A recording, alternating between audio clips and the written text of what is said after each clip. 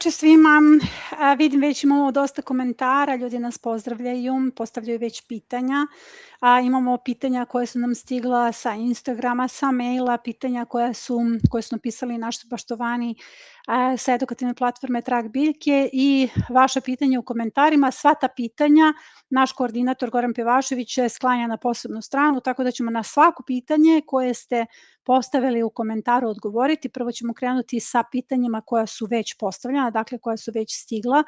Želim da vas pozdravim, da se zahvalim što ste večeras ponovo sa nama.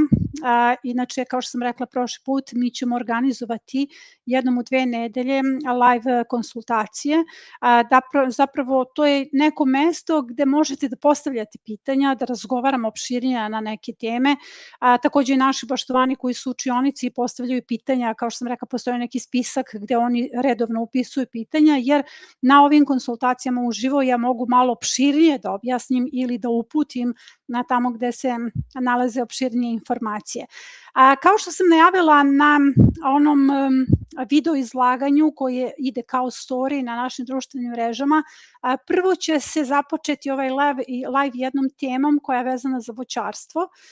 Zapravo, ovih dana imala sam prepisku sa našim Podgoričankama, pozdravljam trenutno sve njih koje su pokrenule jednu vrlo zanimljivu temu. Zapravo došlo je do neke pometnje kada je u pitanju zimski tretman voća i njima nije bilo jasno tačno kako da upotrebe alternativu kada je u pitanju taj prirodni insekticid, tako da ću, eto kao što sam rekla, prve trenutke live-a da posvetim raspetljavanju te jedne informacije. Zapravo zimski tretman voća se radi od decembra do februara i ako niste tretirali svoje voće, sada je vreme da to uradite, jer kada nam krene vegetacija počinje sezonski tretman, tada ne može da se radi tretman bez razblaženja i u nedeljniku, zatim na društvenim mrežama, u učionicama, odnosno u čitaonici, konkretno čitaonica je nešto kao biblioteka na našoj platformi, više puta je izbačen tekst na temu kako treba da tretirate vaše voće, jer kada su u pitanju biološke metode, one podrazumevaju doslednost i tretman tim čajevima i biljnim preparatima radi se na poseban način i neće se raditi dugo. Jedno od pitanja jeste koliko godina se treba raditi taj tretman. Dakle, taj tretman treba da se radi naredne 2 godine, dakle krenete sada i radite 2 godine kako biste konvertovali svoj voćnjak u pravcu prirode i nakon toga zaista voćnjaci, odnosno biljke dobiju neku vrstu imuniteta, adaptacije na prirodne uslove. Zapravo šta vi radite? Vi 2 godine tim tretmanima voćnjaka putem tih čajeva pomažete da se reguliše predatorski lanac. Ovo je naročito važno kod voćnjaka, bilo da su u pitanju vinogradi ili neke druge voćke koji su već tretirani hemijskim preparatima dugo, jer to je taj period konverzije koji je važan i koji vam pomaže da biljke tretirate i usmerite u pravcu prirode. Ti tretmani nisu samo fungicidi, insekticidi, to mora da stoji da bi vam bilo jasno. Oni su ujedno i folijarna ishrana biljaka. Dakle, ovdje je nastala jedna zabuna kada su u pitanju insekticidi. Za sve one koji prvi put čuju ove informacije i ne prate nedeljnik, evo ja savjetujem da se prijavite na nedeljnik zato što je nedeljnik besplatan i dolazi jednom nedeljno na vašu email adresu. Ja to nakon svake epizode ponavljam, zato što se tu zaista nalaze ključne informacije koje su esencija one nedelje, dakle šta se desilo u nedelji i uglavnom se na osnovu tih tekstova i snimaju epizode ili su se epizode snimile pa je napisan tekst. Uglavnom sve važne informacije koje su u toku nedelje i sve ono što se bitno desilo se nalazi upravo u nedeljniku. Dakle, da biste tretirali voćnjak, potrebno je da obratite pažnju na zimski tretman. Zimski tretman ide u nerazređenju i ono što se koristi kao insekticid jeste gorki pelin. Evo ja ću ovdje za sve vas koji skraćeno čitam. Prirodni insekticid od gorkog pelina, 150 grama suvog gorkog pelina ili kilogram svežeg, 10 litara vode, sipate u vodu, ostavite preko noći, kuvate da vrije nekih pola sata i nakon toga, kada je u pitanju zimski tretman, koristi se nerazlaženo, kada je u pitanju sezonski tretman, koristi se u razloženju 1:3 sa vodom. Dakle, to je prirodni insekticid od gorkog pelina. Zabuna je nastala zato što su baštovani mislili da se svaki insekticid na isti način priprema, jer alternativa za gorki pelin jeste recimo maslačak, lovor i karanfilić. Ja ne savjetujem da vam karanfilić bude alternativa zato što je to skupa alternativa. Vi ne proizvodite karanfilić, prema tome ako ga ne proizvodite sami, nemojte da ga koristite za tretmane. Karanfilić je samo, postoji kratki video na tu temu, samo u slučaju da mu je istekao rok, da ga imate u višku, da ste ga dobili, recimo ja sam ga dobila u paketu, i na taj način sam ga iskoristila. Dakle, nemojte da mešate pojmove. Jedna stvar je kako iskoristiti nešto kao resurs, druga stvar je da li je to najbolja opcija. Nije najbolja opcija ono što je najskuplje, tako da bih ja u ovom slučaju, kad je u pitanju prskanje voća, karanfilić potpuno izbacila. Ako vam se desi da imate karanfilić kome je istekao rok, iskoristit ćete ga u bašti za tretman biljaka, čekaju nas i trips i različite grinje, zatim imamo smrdi bubesovice, svašta se dešava u bašti, čeka nas sezona, tako da to možete da iskoristite. Dakle, alternativa gorkom pelinu je maslačak i lovor. Da biste uopšte mogli da iskoristite lovorov list, jer recimo baštovani koji su na primorju, njihov resurs jeste lovorov list. Dakle, vi imate svoj resurs, vi taj resurs možete lako da iskoristite, ali je jako bitno da se pridržavate recepture koja je data, jer ta receptura je data u kratkom videu i tu imate, evo ja sam zapisala, dakle, da biste dobili 5 litara tečnosti, dakle, treba vam 70 listova. 35 suvih listova na 1750 ml vode, ali to se razblažuje 1:2. Dakle, vi morate da se pridržavate recepture koja stoji u tom kratkom videu. Da biste dobili 5 litara tečnosti, vama je potrebno 70 tih listova, suvih listova lovora, zato što se to razblažuje 1:2. Dakle, ono što dobijete ćete razblažiti 1:2 i dobijete 5 litara tečnosti. Zašto govorim 5 litara tečnosti?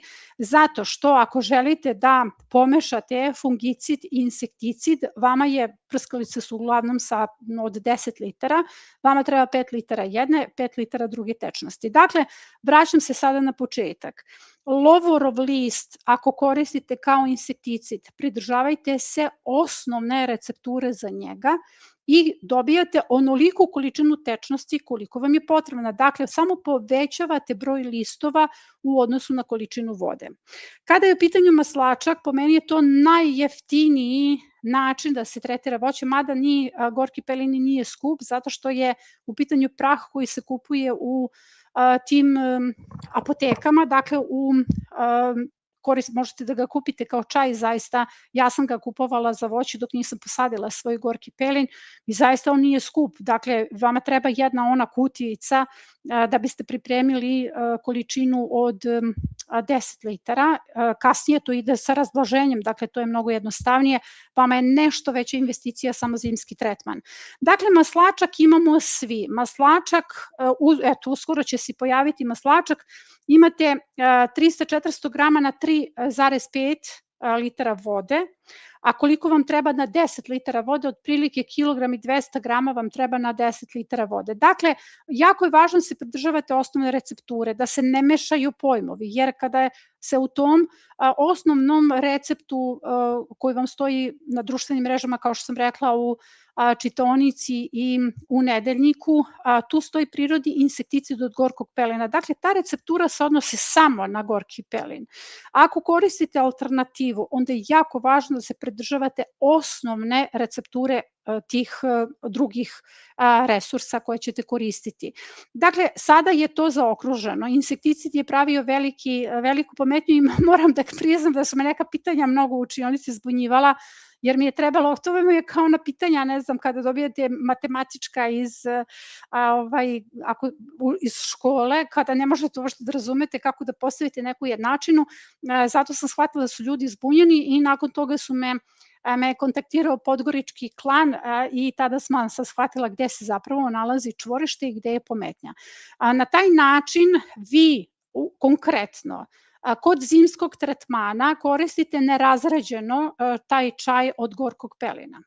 Kod zimskog tretmana koristite preparat od lovorovog lista po svojoj recepturi. Dakle, on se razblaže 1:2. To je to. On ima tu recepturu i za zimski tretman i za sezonski tretman. Kada je u pitanju maslačak, njega koristite po toj recepturi bez obzira da li je zimski ili sezonski tretman, da vam to ne stvara pometnju. Kada je u pitanju sistem prskanja protiv kovrđavosti, monilije, ervinija, plamenjača i svi gljivični poremećaji na voću, juha od rastavića ili preslice. Tu imamo alternativu. Ako nemate rastavić kao svoj resurs, zamena je bršljan, mrtva kopriva i pirika. Ja sad moram da kažem da svi imate pirevina, sigurna sam se pa nekako bore protiv pirevine, a i svi imate bršljan. Dakle, to je nešto što zaista s lakoću možete nađeti kao resurs. Dakle, preslica nije vaš resurs, govorim, recimo, obraćam se sada baštvanama na primorju gde njima zaista preslica nije resurs, vi ćete onda iskoristiti jedan od ovih resursa i receptura je ista, 150 grama suve materije ili kilogram sveže, potopi se u vodu, 10 litara vode preko noći, nakon toga se kuva sutradan da vri samo pola sata i nakon toga kada se ohladi procedi se i zimski tretman je nerazređen, sezonski tretman je 1:5 sa vodom. Dakle, u slučaju da radite sada zimski tretman, ne treba da radite odvojeno tretmane, ne treba prvo da prskate jednim preparatom pa onda drugim preparatom. Vi možete ta dva preparata da spojite, dakle da stavite prosto u jednu bocu za prskanje i samo ćete uzeti 5 litara od gorkog pelina i 5 litara od preslice. Na taj način vi ste dobili mešavinu fungicida i insekticida za prskanje voća.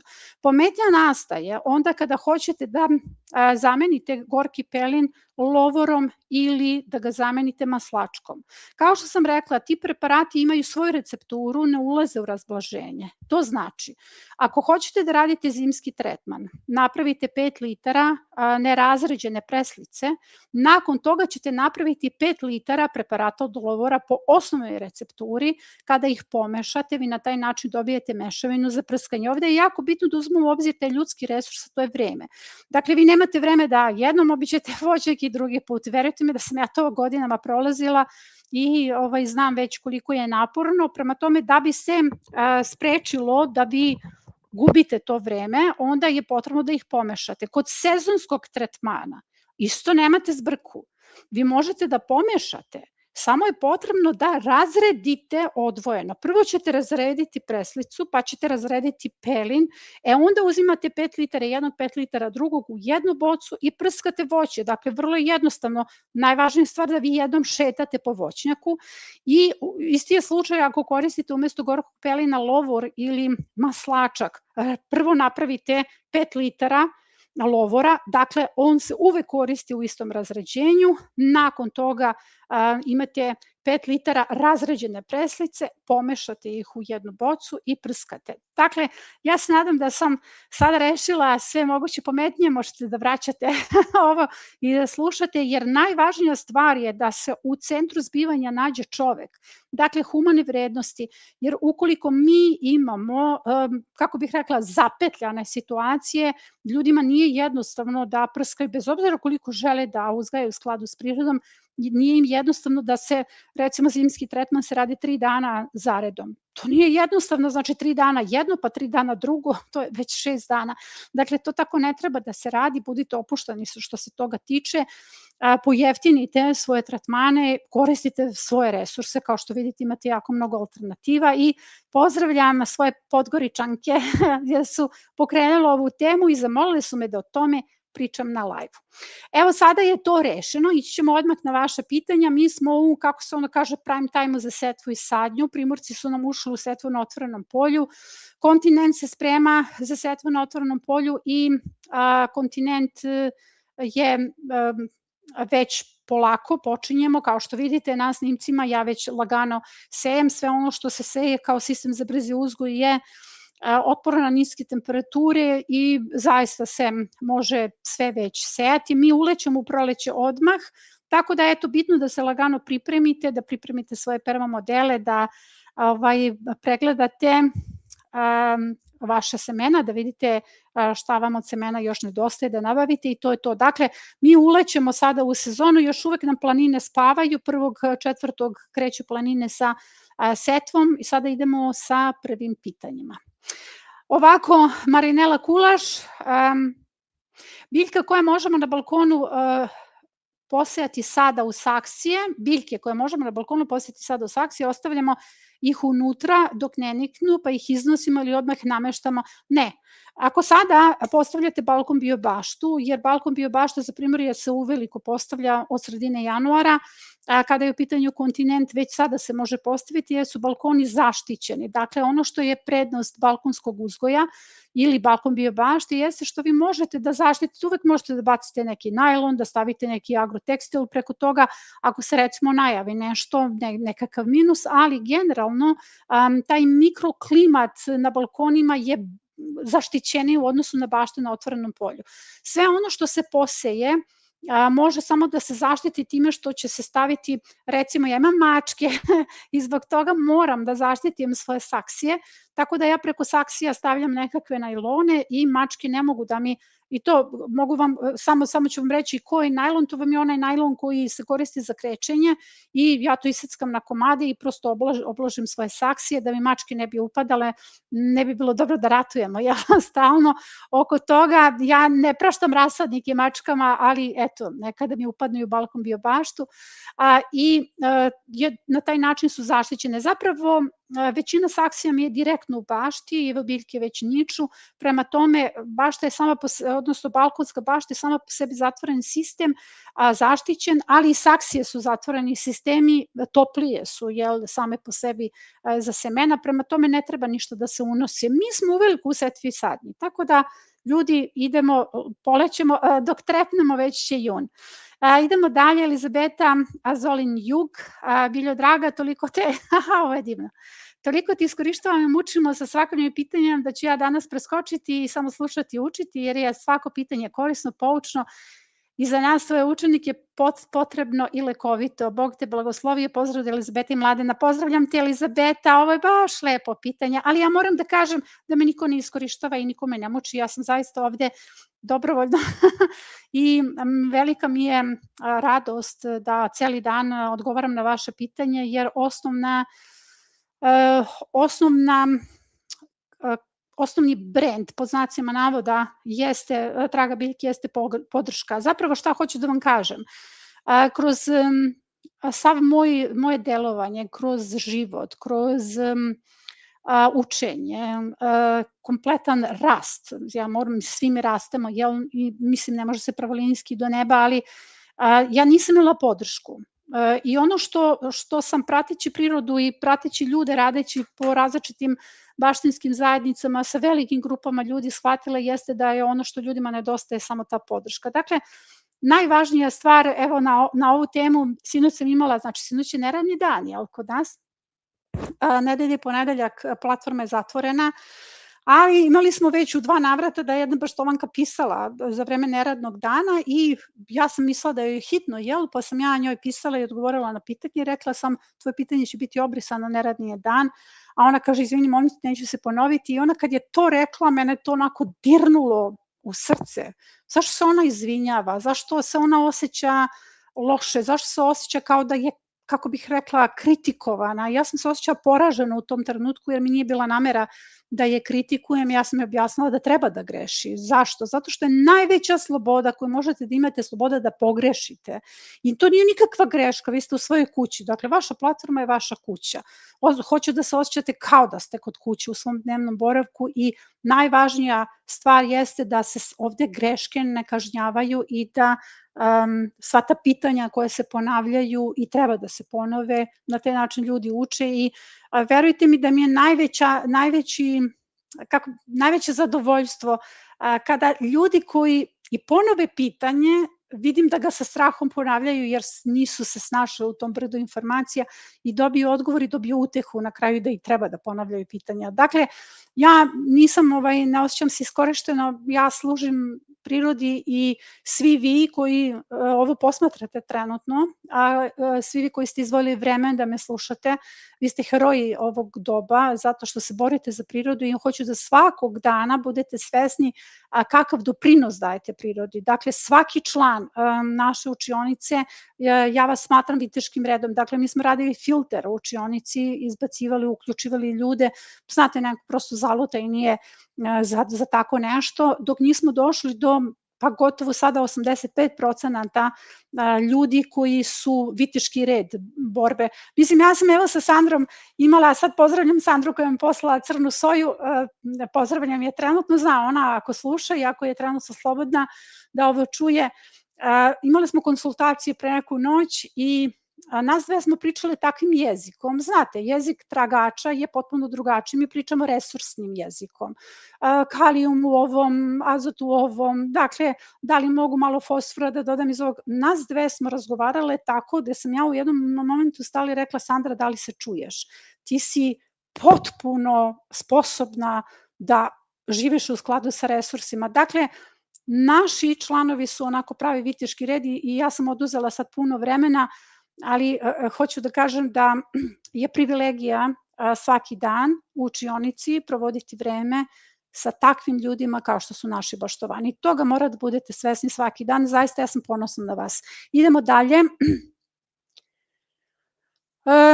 Ovako imamo pitanje.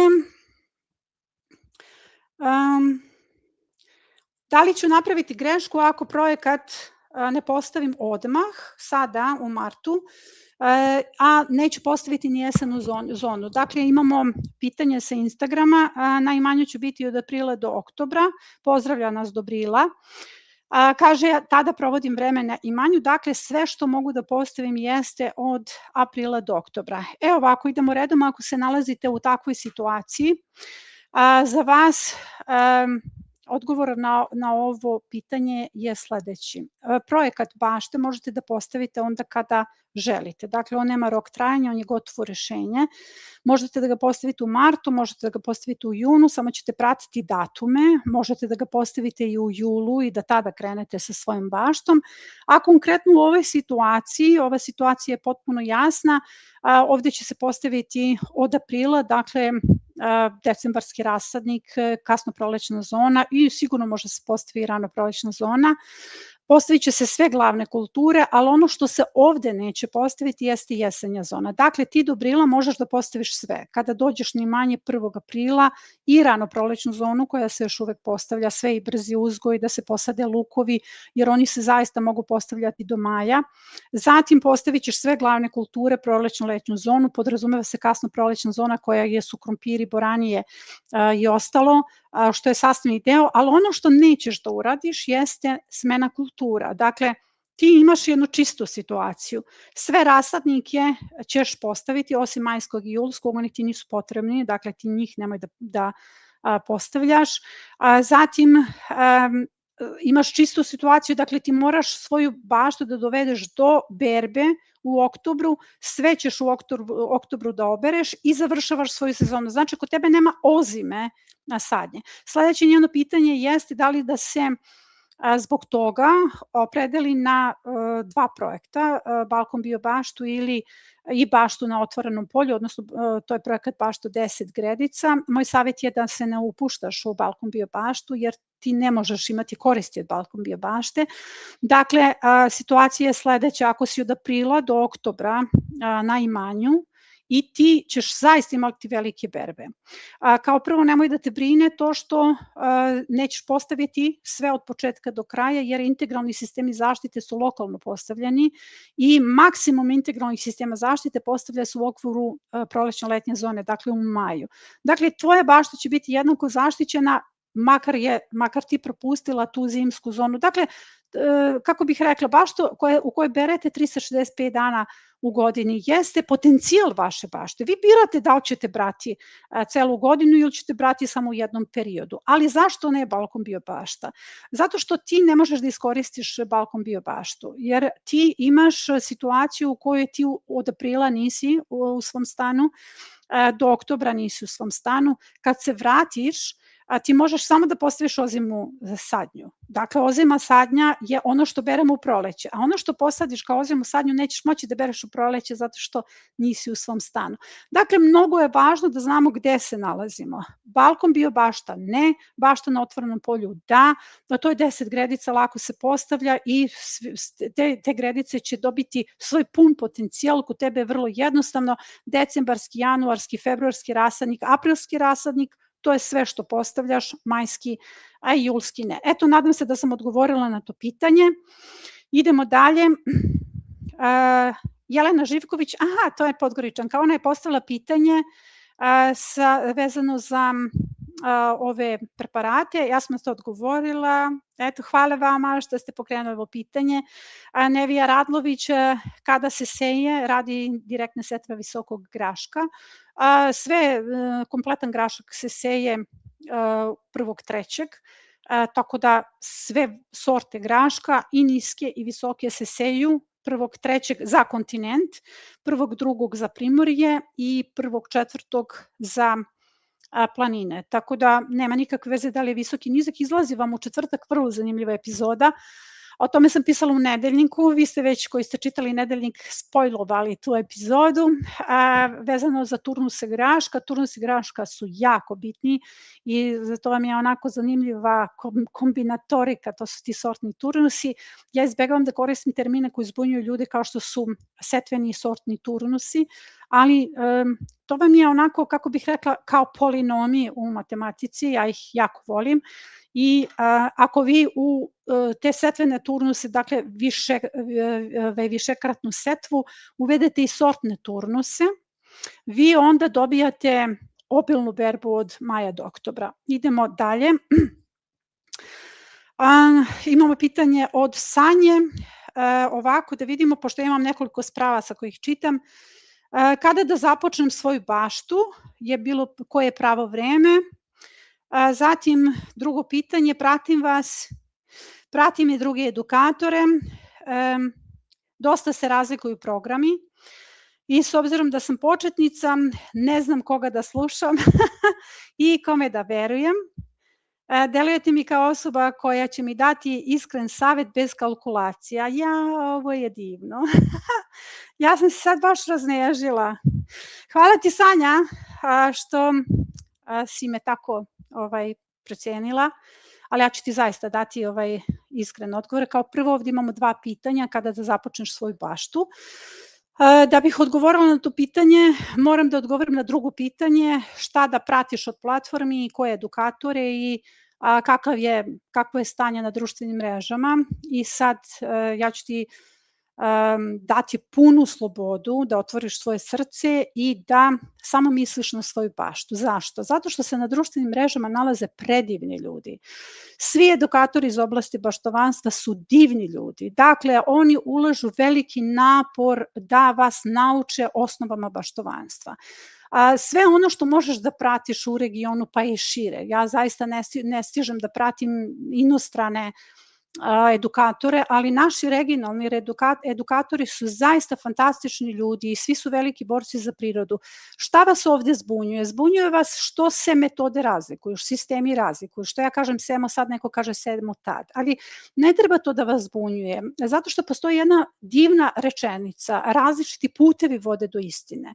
Dakle, mi dolazimo do jednog istog cilja različitim putevima, to ne znači da su naši putevi pogrešni ili, kako da kažem, da ako neko radi drugačije od mene, da je taj neko pogrešan, on samo drugačijim putem dolazi do ovog cilja. Zašto je bitno da se tu otvori sada kako srce, da se otvori ta osjećanja, jer mnogo je bitno, kako bih vam rekla, postoje baštovani koje ja vodim koji ne uzgajaju u permamodelima, oni uzgajaju zemljanim gredicama, zato što jednostavno ne mogu, to im je strano, ne mogu da se prepuste tome. Kada je u pitanju zemljana bašta, ja sam odavno izašla iz zemljane bašte, ali ja vodim ljude i kroz zemljane bašte, ali hoću da kažem da je potpuno legitimno da nekom ovakav način nije odgovarajući. To ne znači da je taj čovek pogrešan i to ne znači da se taj čovek ne bori za prirodu. Dakle, svi ljudi koji ne koriste hemiju, bez obzira da li koriste mehanizaciju ili ne, su borci za prirodu. Vi ne morate da uzgledate u permamodelima da bi se jednako kao i ja borili za prirodu. To je nešto što moramo da naglasimo, jer toliko nas ljudi dele i toliko nas dele na tabore. Mi moramo svi da se udružimo da bismo se borili za prirodu. Dakle, ne postoji ovde podela ko je bolji, ko je gori. Svi daju maksimalno od svog života, od svog vremena i svog znanja da uče ljude kako da naprave svoje bašte. Ovde je najvažnija stvar da ti otvoriš svoje srce i kažeš nema veze što ti ja sada govorim to, zato što kažem ovo na koji način, ova dinamika, na koji način se ovo postavlja nije odgovarajuće svima, to je legitimno i ne treba svima da odgovara, ali je najvažnija stvar napraviti baštu. Ljudi, posejite ili sadite tikvice, malo krompira, neki paradajz, to je već bašta i to je sasvim dovoljno da bude bašta. Dakle, najvažnija stvar je da budeš opuštena, jer ukoliko ti se nešto na društvenim mrežama dopada kod ljudi, oseti tu energiju da te neko povuče, da te povuče staloženost govora ili brzina govora, nije sad to bitno. Bitno je da ljudi koji se trude da uče ljude, dakle različiti edukatori iz oblasti baštovanstva, oni su tačni. Nema veze što se mi razlikujemo, oni su tačni, oni govore istinu, oni govore iz vlastitog iskustva. Dakle, to je odgovor na moje drugo pitanje i eto, drago mi je da si me pozvala, mislim da me baš onako raznežilo, ali je važno da znaš da zaista možeš imati puno poverenja u sve. Sad, prvo pitanje se odnosi na drugo, zato što kada je vreme da se započne bašta, ja ću ti reći emotivno vreme je onda kada osetiš potrebu da uzgajaš svoju hranu i ne treba da pravimo nuklearnu fiziku od baštovanstva. Kada su u pitanju projekti bašta, oni su gotova rešenja i oni su zaista, što je napisala u mailu jedna gospođa, kaže pravi strojarski projekti i kada se uđe u video konsultaciju, pošto ona nije pogledala video konsultaciju pa me nasmejao taj komentar, ali zapravo jeste tako, projekat bašte je gotovo rešenje i zaista rešenje u kojem je definisan svaki korak, ali ne mora to da bude osnov za baštu. Nekom je to potrebno, neko hoće da ide u tom pravcu, neko će samo da posadi tikvice ili da posadi malo krompira, malo boranije, već imate svoju baštu. Dakle, mnogo je važno da osetite u sebi pravi trenutak. Ja smatram da je kod mene pravi trenutak bio upravo taj revolt koji sam osetila svesnošću šta kupujem, taj apsurd koji živim, borim se za prirodu, kupujem hranu koja je tretirana višestruko, jednostavno želim svojim rukama, svojim, kako bih rekla, vremenom koji ću uložiti da se izborim autentično za prirodu i svako od vas koje je trenutno na ovim konsultacijama uživo, potpuno sam ubeđena da isti način razmišlja. Ali ukoliko se usmeriš, odnosno ukoliko se odlučiš za ovaj pravac, vreme da se započne bašta je sada. Dakle, mi počinjemo baštu onda kada možemo da ostvarimo pun potencijal bašte. Pun potencijal bašte jeste ubacivanje predkultura, jer ako se ubace predkulture i glavne kulture i imamo postkulture, sa male površine ljudi mogu da se hrane. Dakle, zaista nije potrebna ogromna bašta, jer mislim, treba prevazići taj sistem kao što je, sad ću ja na jednoj gredici samo tikvice, pa ću na jednoj gredici samo, sve to stoji, to je u redu, ali ako se želi pun potencijal bašte, onda je vreme da se započne sada. Mi imamo jako mnogo materijala, 2100 različitih edukativnih materijala na kanalu i zaista puno se snima, prema tome gotova rešenja postoje i na kanalu, samo je potrebno da ljudi to gledaju, da pronađu ono što im odgovara. Tako da, eto, moj odgovor je, još jednom se zahvaljujem na ovom bez kalkulacije, poverenja, mislim, mnogo mi je lepo to, ali ja sam odgovorila na ova pitanja. Idemo dalje, redom. Snežana Nena Simić, mislim da sam ja na ovo pitanje odgovorila. Imam jabuku, stara sigurno 40 godina, ima malo lista, nema cvetanja, suše se grane, žao mi je da izvadim, plac na kome sam je kupila pre 5 godina. Aha, ja sam dobila sliku ovoga, privatno, sad mi je jasno. Snežana mi je poslala pitanje i poslala sliku privatno i ja sam to pitanje tražila po učionicama, nisam ga našla i sad sam videla Snežana, sad mi je jasno gde je došlo do zabune. Zapravo, najvažnija stvar da se krene, prvo ona je stara, 40 godina, treba da se zna koja je podloga i koliko je zapravo njen vek, zato što voće ima svoj vek, jel? Dakle, ne mora da se izvadi, ali zaista ima svoj životni vek, svako od nas ima životni vek, pa i voće. Tako da je bitno koja je podloga, jer u zavisnosti od podloge je i takav životni vek, ali ja sam njoj privatno dala savet, jer ona meni pisala privatno ovim povodom, samo što ja nisam znala gde je pitanje. I dala sam joj savet da radi tretman voća, jer u tom tekstu u čitaonici stoji i kako da hranite voće. Dakle, jako je bitno da voće se ne može samo prskati insekticidima i fungicidima, mada su i jedno i drugo biljni preparati i folijarna ishrana. Potrebno je da se zaliva tekućim biljnim đubrevima, pa ako je voće starije, ovo je 40 godina, starije od 8 godina, potrebno je tekuće biljno đubrivo na bazi azota, 30 litara, da se po širini krošnje naprave 3 tačke, dakle ubacite 3 štapića, jer na te 3 tačke ćete zalivati, nećete zalivati sve, mislim, to je velika krošnja, mada to drvo i nije veliko, ja sam videla, ali neće se zalivati sve, nego ćete na 3 tačke da sipate po 10 litara tekućeg biljnog đubriva na bazi azota. Sad, šta je ovde bitno? Bitno je da ti periferni korenovi voća, mislim, generalno biljke, vi ne morate da zalivate svaki periferni koren, nego oni će upiti ono što je potrebno voću. Evo, ja sam odgovorila na to pitanje privatno, pa da se ne zadržavamo ovde. Imamo dalje i Helena Pavić, isto voćarsko pitanje. Draga Vilja, u vezi cepljenja voćaka, dakle, o pitanju je kalemljenje voća. Različitih sorti, možeš li reći, ja zastajem zato što ja imam 4 sprave oko sebe, svi mi pišu pitanja na sve strane. Da li mi možeš da kažeš koje je najbolje vreme, u kom mesecu ili doba godine, te koji način, metodu cepljenja preporučuješ kao najučinkovitiju i najjednostavnije za nas amatere? Evo ovako, kada je u pitanju samo kalemljenje, imamo predavanja na tu temu i opširno je, to je predavanje voćarstva i biobašta, opširno sam pričala i imamo video prezentaciju gde pokazujem svaki tip kalemljenja, ali ono što savjetujem svim amaterima, početnicima, kako sam ja počela, jeste kalemljenje na procep. Dakle, ono se radi sada u proleće, počinje od marta, pa mislim ne od marta, u aprilu, krajem marta, početkom aprila vidjet ćete već kada je pravo vreme da se uradi. I to je najjednostavnije je zato što su greške minimalne. Dakle, tada već imamo bujanje sokova i tada se zaista kalem grančice primaju.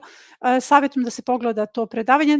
Nemam tu nikakav poseban savet, već samo da se vidi tehnika, prezentacija kalemljenja lijunske rane na divljoj podlozi je takođe u čitaonici, dakle može da se pronađe ta prezentacija, mogu ja da je potražim pa da je izbacim ponovo, jer imate u koracima, dakle podloga je bitna, recimo tu se postavlja pitanje da li sad podloga treba da se presadi, pa onda da se kalemi, ja to nisam radila, a ja sam imala mesto gde su recimo divlje trešnje same nikle, ja sam to kalemila i kad se primi kalem prebacivala sam kompletnu sadnicu. Imate više opcije, nijedna nije pogrešna, svako kalem je onako kako njemu odgovara. Tako da moja preporuka je upravo kalemljenje na procep. To je najjednostavnije za amatere. Evo ovako, imamo pitanje sa Instagrama. Nisam stigla, Saša nam piše, nisam stigla da kupim projekat od 10 gredica, imam pripremljeno 18 i kako ovaj projekat da proširim na 18 gredica. Evo ovako, Saša nas je pitao da li je taj projekat u prodaji, taj projekat nije u prodaji, završen, on je povučen, mislim nije povučen u prodaje, njegova prodaja je završena tamo negde, ja mislim u oktobru, već nama je jako dinamičan ovaj period, tako da je to prošlo i ne mogu da se setim tačno datuma, ali prodaja tog projekta je završena, tako da on sada hoće ovaj projekat od 10 gredica da rasporedi na 18. Zapravo, šta je ovde bitno? Projekat bašte je zonirana bašta i projekat bašte uvek možete da gledate kao katalog gredica. On se sastoji iz, naravno, svih zona, ali mi imamo jesenju i zimsku zonu koje su ograđene u smene kultura. A sada ću konkretno da pričam o onim vidljivim zonama koje sada postavljate. Dakle, mi imamo ranoprolećnu zonu 4 gredice, kasno prolećnu 2 i prolećno-letnja zona 4 gredice. Ovaj se projekat može proširiti tako što se može uduplati analiza koja je potrebna. Recimo, kada je u pitanju ranoprolećna zona, ja savetujem da se udupla veća količina luka ako je potrebno. Ako nije potrebna veća količina luka, mi imamo na analizi 3 brzi uzgoj. Brzi uzgoj ima jako dobru mešovitu sadnju kasnije. Dakle, smena kulture jeste prolećno-letnja zona i to je jako dobar koncept, jer manja bašta ima veću dinamiku, to se podrazumeva, jer mi govorimo ovde o bilansu hrane. Prvo, bašta od 10 gredica ne mora uopšte da bude mala, jer tu ne postoji ograničenje. Vi možete i na 100 kvadrata da postavite 10 gredica. Dakle, tu ne postoji sad ograničenje 20, 30, 50 kvadrata, ne postoji ograničenje u tim dimenzijama. Može svaka gredica da bude 4 metra, recimo, i onda se udupla. Uglavnom, ukoliko želite više, odnosno Saša, ukoliko želiš više tih sistema za brzi uzgoj, dakle te zelene hrane, onda ćeš analizu 3 da uduplaš, a kompletan decibarski rasadnik se presađuje u analizi 4. Dakle, ja savetujem da se analiza 4 udupla, zato što u projekat u 10 gredica stanu te kombinacije, ali vi te kombinacije možete da uduplate i na taj način dobijete veliku količinu hrane. Ukoliko se uduplaju gredice unutar jedne zone, ta zona ulazi na taj način u rotaciju. Dakle, ako vi od 4 napravite 6, takav vam je projekat, to je 6 i taj projekat ulazi u rotaciju. Kako se radi rotacija? Rotacija se radi tako što okrećete projekat za 180 stepeni. Dakle, zamislite da vam je projekat od 1 do 10, onda vam se okreće od 10 do 1. Dakle, šta god izabrali, radite rotaciju. Kada je u pitanju kasno prolećna zona, dodaš još jednu analizu i na taj način si rešio problem. Prolećno-letnja zona od 7 do 10 ima fantastične kombinacije, jer s obzirom da je u pitanju baš od 10 analiza, ona zaista ima sve što je potrebno da bi se ljudi hranili 365 dana, jaku dinamiku, jaku smenu kultura, velike turnuse i zaista je dovoljna, ali kao što je Saša rekao, on ima 18 sperma modela i uvek se može prolećno-letnja zona uduplati, recimo analiza 7 ti se dopada, udupla je, 3 puta ponovi analizu 7, ona je fantastična, ima jako dobru kombinaciju na sebi. A opet s druge strane imamo analizu 10 koja je zona pinciranja, združena zona pinciranja. Slobodno je podeli na dve. Na jednoj strani tikve, na jednoj liniji lubenice i ti si rešio situaciju. Dakle, jako je bitno gledati na projekte kao na katalog koji samo je bitno ne mešati zone, a zone pišu, zone su napisane u svakom projektu, zatim vodič kroz postavku bašte, tu je rotacija zona, apsolutno sve stoji napisano, dakle, jako je bitno samo pogledati vodiče. Inače, moram da kažem da često se desi da ljudi postavljaju pitanja o projektu, a da uopšte nisu otvorili vodiče, nisu ih uopšte ni pogledali. Dobro, na ovo pitanje sam odgovorila. Idemo dalje. Snežana, dobro, to je rešeno. Boris Šavorić, pozdrav za Šoltu. Lipi pozdrav svim poštovanima sa Šolte. Ima maslinik, 20 maslina. Ne želim gnojiti sintetičkim gnojivom kao moji stari. Pozdravljam to. A pozdravljam i starog, on nije znao drugačije. Znam da se može folijarno hraniti maslina na bazi azota, može li se isto tako folijarno hraniti i sa kalijumom, a šta je sa prehranom na bazi bora, iz kojih resursa dobijamo bor? Ovo je odlično pitanje zato što ti zapravo šta radiš trenutno, to je radila isto naša poštovanka, ona je pratila ishranu i zaštitu loza, dakle vinograda, jer njen vinograd je okružen hemičarima, dakle to su vinogradi koji koriste hemijske preparate za zaštitu. Ona je pratila što oni rade i tražila alternative u prirodi, imala odlične rezultate, ja sam bila fascinirana. Ok, gde da nađem sumpor, ona meni postavi pitanje, u kom resursu da nađem magnezijum, u kom resursu ću naći ovo, i stalno je postavljala ta pitanja i tretirala je voćnjak sa resursima i uspela je da se zaista, mislim, uspela je, šta da vam kažem. Vidim da ti to radiš. Ja sam fascinirana ovde zato što tražiš one resurse koje se koriste za ishranu, hemijski za ishranu maslina. Ovako, za azot, znaš već, naravno može folijarno da se koristi, ali ja ipak savjetujem ne folijarni tretman, već zalivanje, jer ako je nešto, imamo u ovoj, evo sada ću da se vratim, na ovaj recept, dakle recept u čitaonici, kako se hrane tekućim biljnim đubrivom voćke. Dakle, voćke stare od 5 godina trebaju 2 litre, to je ukupno 6 litara, znači po 2 litre na svakom ćošku.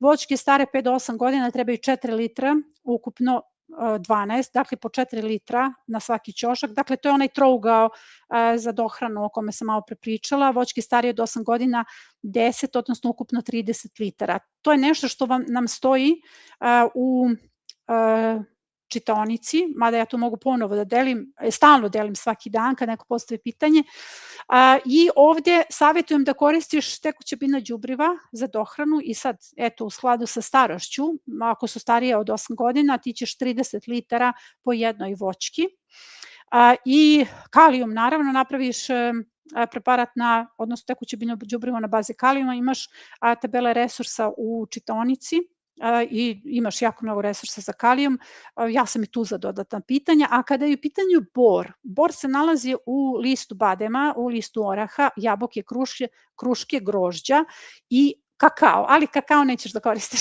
sigurno, mislim, prosto nije isplativo jedino ako dobijaš kakao u većoj količini. Dakle, od ovih listova možeš da napraviš tekuće biljno đubrivo pored osnovnih svojih karakteristika, jer znamo šta sve ima i list oraha i badema, a u sebi sadrže puno bora i to ti je resurs za bor. Idemo dalje. Ovako, isto Tamara postavlja pitanje sa Instagrama. Imam projekat bašte od 10 gredica. Da li se moram pridržavati parcelizacije iz projekta jer mi nijedna od tih ne odgovara? Ne.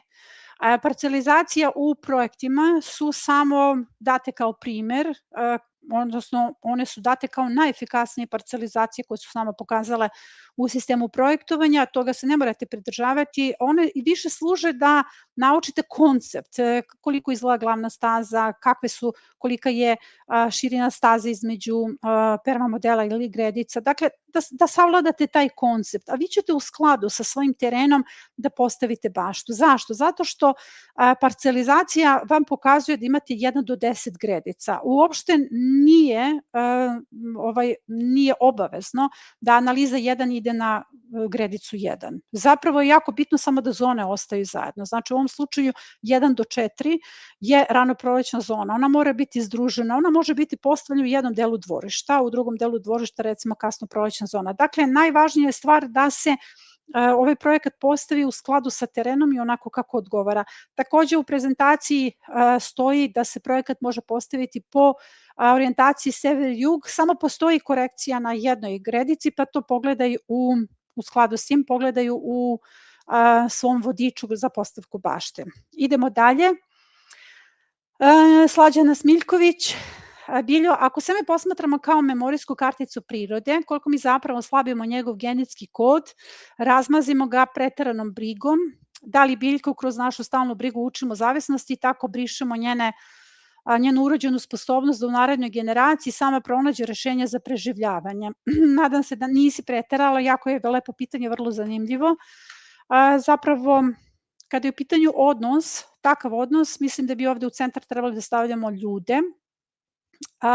Ja sam skoro napisala jednu zanimljivu poruku dana, a to je kada prestanemo da posmatramo naše biljke kao žrtve i naša uloga će se promeniti, jer i nas niko nije tretirao tako dok smo rasli, a nastavak ili možda jeste. Dakle, verujte mi da mi toliko mnogo prepisujemo od naših šablona i prebacujemo u baštu, jer kao neko ko kako bih rekla, kao dron posmatram celu platformu, ja tačno imam taj energetski otisak svakog bića, jer to se najbolje vidi po bašti. Zapravo, biljka pamti po svim naučnim studijama, vi ste sad, eto, ako ste pročitali Nedeljnik, mogli da vidite da iznosim naučne studije vezano za paradajz, njegovu sposobnost da štiti baštu, ali tako postoje naučne studije koje su vezane za sve što je vezano za biljke, dakle njihovu emotivnost, odnos prema nama, odnos prema sezoni. Prema tome ono što biljka pamti jeste naš odnos prema njoj. Ona pamti naš emotivni odnos prema njoj, jer biljka nas vidi dodirom, ona nas ne vidi, ona nema oči kao što ima klasično životinje, već ona nas vidi dodirom. Njene oči se nalaze svuda na telu, tako mogu to da prevedem. I ona pamti taj naš dodir, ona pamti odnos koji smo imali prema njoj, jer biljke koje su imale tako ljubavni tretman, ako smo imali ljubavni odnos prema biljkama, onda se one jako brzo bude. Recimo možete da vidite da vaša semena biljaka koje su vam bile drage, kojima ste se posvećivali, mnogo ranije niču, mnogo ranije klijaju, to je ono zato što se one mnogo ranije raduju, jel, to je ta memorijska kartica, ali otpornost same biljke se neće, to što mi razmazimo, jel, biljke se neće odraziti na njenu genetiku, odrazit će se na njenu otpornost, prosto biljke koje previše razmazimo, a one ne mogu da izdrže predatorski lanac, jer mnogo je lepo, znate, sada su primorci počeli da seju i sada i odmah su krenuli, ima i puževa, ima, mislim, svašta se tu dešava, krenula je već žurka, jer to ja proživljavam ne kroz učionice, mislim, kako bih rekla, ja imam jako mnogo ljudi na individualnom programu, pa i ljudi koji su u učionicama, ne postoji ograničenje da oni meni pišu privatno, mislim, ja sam vaša, kako bih rekla, mama, tata, brat, sestra, sve ono što je potrebno na platformi, svašta prolazimo zajedno, ali naše biljke moraju da budu jake, pre svega da bi izdržale predatorski lanac, jer to je najčarobnije od svega jeste šta će se dešavati u ovoj sezoni, kad mi ubacimo biljke, koji predatori će se pojaviti, a to se mora pojaviti, to je priroda prosto. A ovde je mnogo važniji odnos, naš odnos, jer zašto sebe stavljamo u pogrešne uloge kada je u pitanju bašta, tim našim preteranim strahovima moramo da vidimo gde je čvor u nama, šta je, kako bih rekla, uslov za taj perfekcionizam, jer u suštini svega jeste perfekcionizam, gde mi zaista pregledamo svaku tačku. Znate, Najveća konstanta u prirodi je promena. I to što se biljka menja ne znači da je ona loše, nego je prosto se na njoj dešavaju promene. Dakle, mnogo je važnije ovde, dobro je pitanje, ali mnogo je važnije ovde kako ćemo se mi pozicionirati. Jer kada sam odlučila da se borim za prirodu, a meni je svaki minut u toku dana i svaki moj dah posvećen tome, shvatila sam da je osnovni čvor svih, pa ne mogu da kažem remetilački faktor, to zaista ružno zvuči, jer ja sam provela jedan deo života gde sam krivila ljude za to što se dešava u prirodi, dok nisam shvatila da ljudi nisu krivi, mislim, ljudi prosto ne znaju. I jako je važno ljude vratiti prirodi, a ljudi koji su uplašeni, jer čovek je osnovni faktor za zaštitu prirode.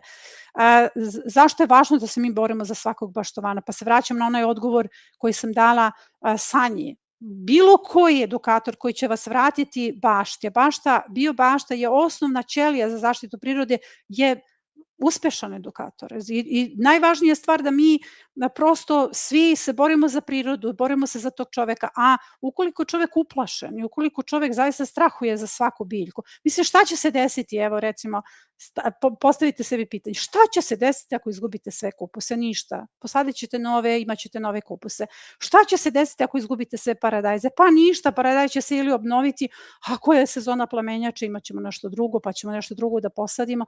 Dakle, najvažnija stvar je u ovom programu jesu popravni ispiti. Ima jako mnogo popravnih ispita, jako mnogo mogućnosti da se nahranimo i najvažnija stvar da čovek bude opušten. Mi mazimo biljke zato što imamo perfekcionizam u sebi, zato što imamo strahove u sebi, imamo šablone i ti šabloni će se rešiti ako sedemo i počnemo da razgovaramo sa sobom. Jer znate šta su meni biljke uradile? Meni su biljke pomogle da otpustim bol. Ja sam danas, evo pozdravljam našu baštovanku koja je imala neki gubitak, ja sam rekla da je najvažnije da otpusti bol, jer su mi biljke pokazale da je priroda takva, da je priroda, kako da kažem, da ne postoji smrt, da ne postoji, to je samo prosto taj kontinuitet u bašti vam govori da ne postoji smrt, jer jedan paradajz koji raste i daje vam plodove, on završava svoju vegetaciju, ali ne završava trajno svoju vegetaciju, on se ugrađuje u novu sezonu i na taj način mi imamo jedan ciklus večnog života tog jednog paradajza. Dakle, biljke su me naučile da otpustim bol, da shvatim sam tok prirode. Mislim, biram reči da ne bih otišla u nekom pravcu da me ne shvatite kao nekog duhovnjaka koji ovde govori, ali to je mnogo važno, zato što ukoliko su ljudi puni strahova i ukoliko ljudi stalno strepe nad biljkama, ti ljudi su u grču, njima baštovanstvo nije prirodno, oni beže od baštovanstva, zato što to baštovanstvo ih na neki način primorava da su stalno u strahu, da stalno strahuju nad svojim biljkama. Dakle, mnogo je važnije ovde da mi opustimo odnos, nećemo uticati na genetiku, ali ćemo uticati na sebe. Dakle, da na neki način shvatimo ovaj tok prirode. Imam pitanje sa Instagrama. Imam zapadni balkon na kome duva vetar, pokušavala sam da uzgajam cveće, ali mi to ne ide. Marija pita, da li mogu uz dobre kombinacije da uzgajam povrće?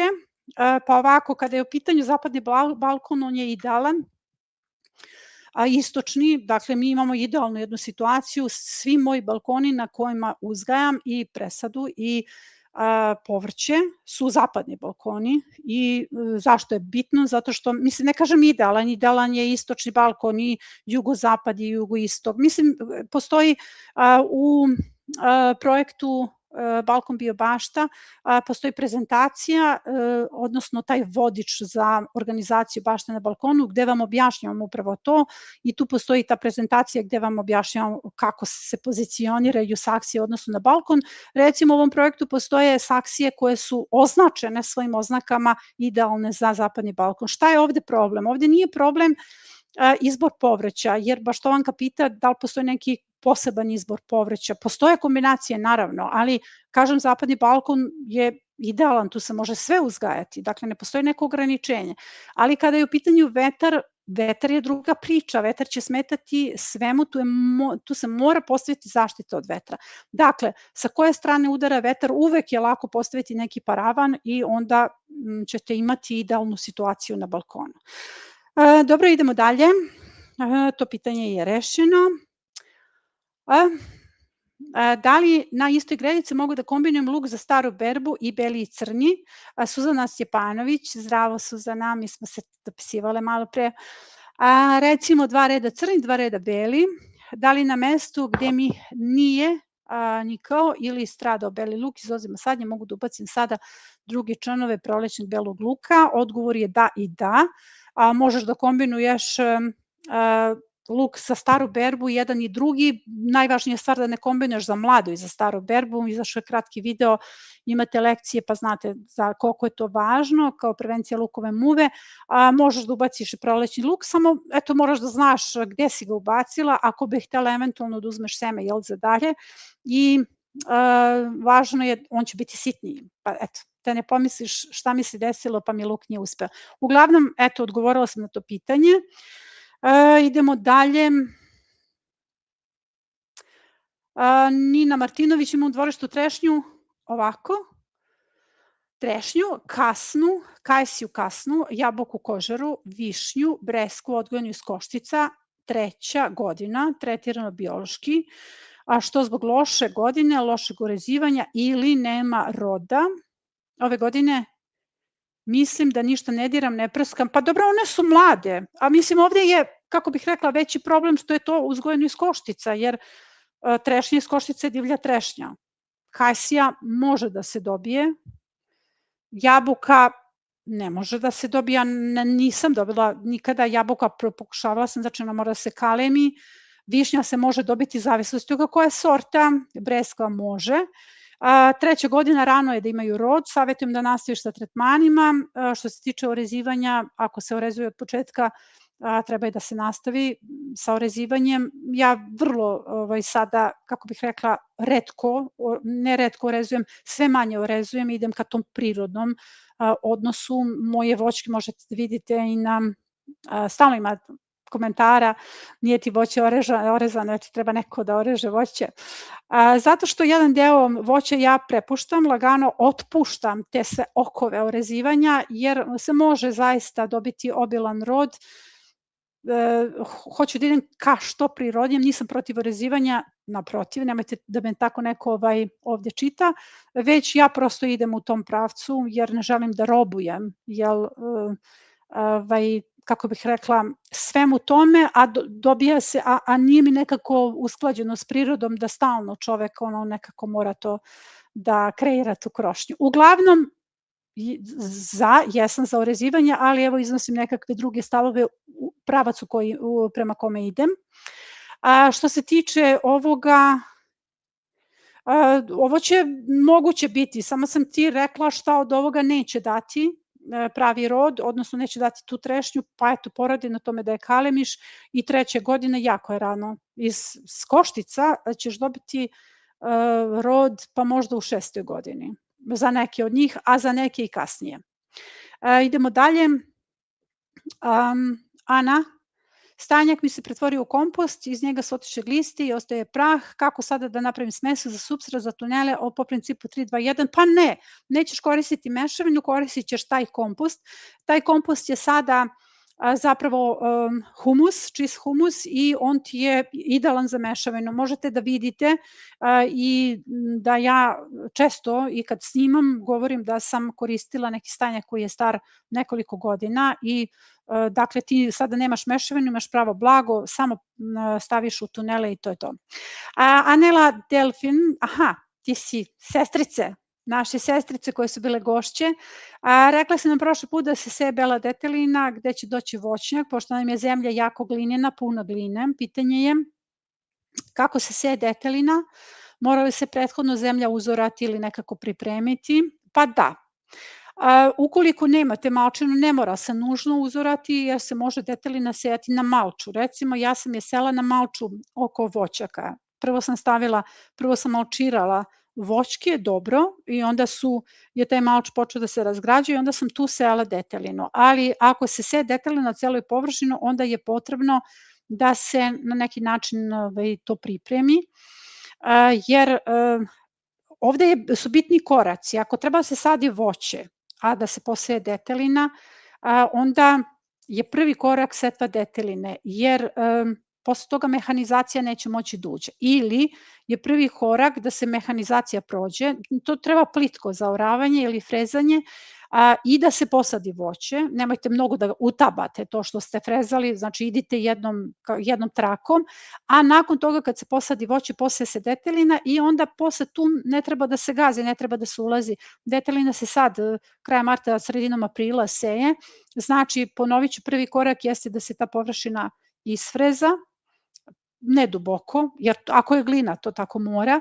zatim da se posadi voće, zatim nemoj da zaboravite da zaštitite voće od zeca, jer zec može za jednu noć nakon mehanizacije da dođe da vam pokosi sve to, jer divlje životinje nekako burno reaguju na te naše buke koje pravimo i onda, bar moji zečevi, kad god je ušla kosilica, oni su napali voćnike i nakon toga, kada se posadi i zaštiti voće, onda se poseje detelina i tu ne može da se gazi, izvesno vreme dok to ne nikne i onda nemate problem. Eto, ja sam to rešila.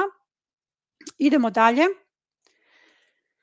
Sledeće pitanje je sa Instagrama. Kupila sam projekat od 18 gredica za kontinent, Lucija piše. Lucija, da. Nisam znala da će da bude u prodaji ovaj od 10 i sada bih ove od 18 da svedem na 10 i kako. Pa imali smo slično pitanje sada, ali mi nije problem da ponovim i obrnutu relaciju. Zapravo nismo ni mi znali da će da izađe projekat od 10 gredica, jer naš se kurs menja u skladu sa, kako bih rekla, vašom reakcijom. Tako da je mnogo važno, sad se obraćam ljudima koji su kupili projekat od 18 gredica, vi zapravo imate raritet, jer taj projekat nikada više neće biti dostupan. Jer tada kada je bio dostupan, ja sam rekla da se ova prodaja zatvara i da on više nikad neće biti dostupan, ne zato što on ne vredi, nego on puno vredi, već zato što sam ja neko ko je od reči i ako kažem da neće biti, da se zatvara, tu se priča zatvara. Dakle, mnogo je važno da znate kada je nešto završeno, to je za nas završeno, mi se tome više ne vraćamo, imamo druge planove, imamo drugi ciklus kretanja. Ali svi vi koji ste kupili projekat od 18 kredita imate nešto što recimo je pravi raritet, kako bih rekla, to više nikada neće biti u prodaji, a to je katalog gredica. Dakle, vi možete na projekat od 18 gredica da gledate kao na jedan katalog.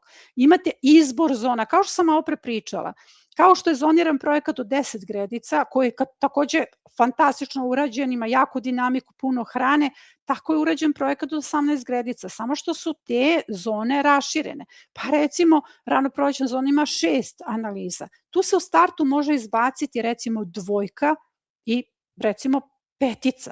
I na taj način se dobije se ista situacija kao za projekat od 10 gredica. Kada je u pitanju kasno prolećna zona, mi tu imamo 3 gredice kasno prolećne, izbaci se jedna i dobiju se 2. Dakle, ovde je jako važno da se na projekat od 18 gredica gleda kao na katalog. Dakle, to je katalog. Iz tog kataloga se izabere 10 tih analiza, ali se vodi računa da se ne poremete zone. Recimo, projekat od 18 gredica ima tikve, dinje, lubenice odvojeno, samo se to spoji na jednu gredicu i na taj način smo dobili koncept projekta za 10 gredica. Onda mi imamo zaista jednu široku paletu analiza prolećno-letnje zone. To vam je znači od 10 do 16. To je jedna široka paleta, 6 komada i onda se tu napravi izbor. Šta je najbolje od svega? Kada zonirate svoju baštu i svih 18 svedete na 10, vi možete u narednoj sezoni i druge gredice da koristite, jer je bitno da radite rotaciju. Znači, probali ste ove sezone recimo analizu 12. Na toj poziciji naredne sezone se u rotaciji može uključiti analiza 13 koju niste izabrali. Dakle, mnogo je važno da se gleda na ove projekte kao na zonirane bašte. Zonirane bašte su bašte koje se rade u koracima. Taj projekat od 18 gredica je nešto što je katalog i samo je bitno da se suzi na tih 10 gredica, tu ne može da se napravi greška. Integralni sistemi zaštite su urađeni na lokalnom nivou. Svaka gredica ima svoj integralni sistem zaštite. Oni nisu povezani u celinu, ništa nećete poremetiti. Kako da vam kažem, kada sam počela da radim projektovanje, pre nekih 15 godina, te bašte su imale integralni sistem gore na celini. Dakle, cela bašta je bila zaokružena u jedan integralni sistem. Nije smelo da se dira ništa. Ako je 1, mora biti na 1. Ako je 12, mora biti na 12. Kao što sam pisala u nedeljniku, radeći sa baštovanima, na konsultacijama, prateći humane vrednosti, prateći šta iritira ljude, šta im je smetalo u toj sezoni, ja sam peglala te sisteme projektove. Dakle, to je bukvalno peglanje, hoblovanje. To vam je kao da imate neku mašinu i njoj morate zupčanike da sređujete. Bukvalno ja sam sada sredila do detalja te zupčanike i oni imaju potpuno ugrađene humane vrednosti. Tako da nema nikakve potrebe da se oko toga komplikuje, već jednostavno to što imate, kao što sam rekla, je raritet, ima veliku vrednost, nikada više neće biti u prodaji, jer mi idemo dalje, eto, nadamo se da će knjiga da bude. Mi imamo tim koji se razapne kad su u pitanju projekti. To vam je, kako bih rekla, znači pre nego što su izašli ovi projekti, kod nas je bilo ono kao, znate, ona Teslina mašina, pa one pucketanja, one struje. Tako je bilo i kod nas. Ne sme da se pogreši, 6 proizvoda prvi put izbacujemo. To su sevale varnice na sve strane. Ja sam sve morala da proverim. Ja sam 10 puta morala sve da proverim, da nisu tehničke skice upale iz planine tamo ljudima na primorju. Šta ćemo mi kad ono ode u etar? Mislim, to je bila, kako bih rekla, jedna ozbiljna situacija. Tako da mi ne možemo, kad se posvetimo nečem, mi se onda posvećamo tome i to ima rok trajanja i onda idemo da se odmaramo. Uglavnom, evo, ovo sam pojasnila, to su bila pitanja sa Instagrama, da vidim da nisam nekako preskočila, nisam, jako su zanimljiva pitanja i eto, na to ste dobili odgovore.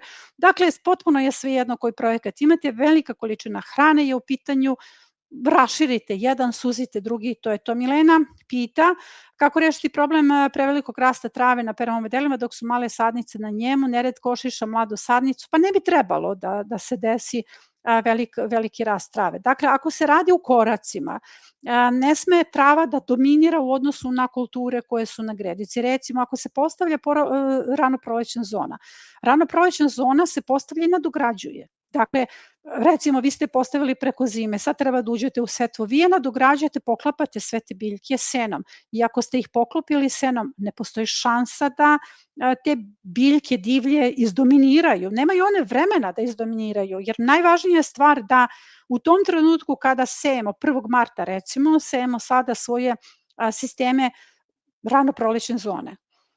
Mi tada, kako mi sejemo, tako sve biljke dobiju signal da rastu, divlje biljke, biljke koje uzgajamo, ali kako se to sprečava? Poklopite svoje permamodele novim senom, dakle 10 cm sena i tu se rade tuneli. U startu ja vidim koji je permamodel meni kritičan, kome su izdominirale divlje biljke. Dakle, ja te divlje biljke moram sada da sprečim i da poklopim. Pažljivim šišanjem na početku postoji epizoda održavanje u okviru serijala Zimska bašta, gde sam upravo o tome govorila. Imala sam problem s pirevinom na jednoj gredici. Pirevina je divlja biljka, ja ne mogu sa njom da se borim zato što je ona od velike koristi nama. Dakle, mislim, bilo bi zaista licemerno da sam ja za njoj tako suprotstavljam, zato što ona je lek, kao što vidite, za sve. Vi uzmete pirivinu, napravite besplatan preparat ne samo što možete da prskate voće i sve biljke, već možete vid sebe da prskate. Ne trebaju one maske za zaštitu, ne trebate dok prskate hemijom, vi se pitate kada ćete dobiti, kada ćete završiti na onkologiji zbog toga, jer pazite, mislim, koja maska može da vas zaštiti od tih otrova koje se nalaze svuda, a da ne pričamo o tome da sve to posredno dolazi i na naš jelovnik.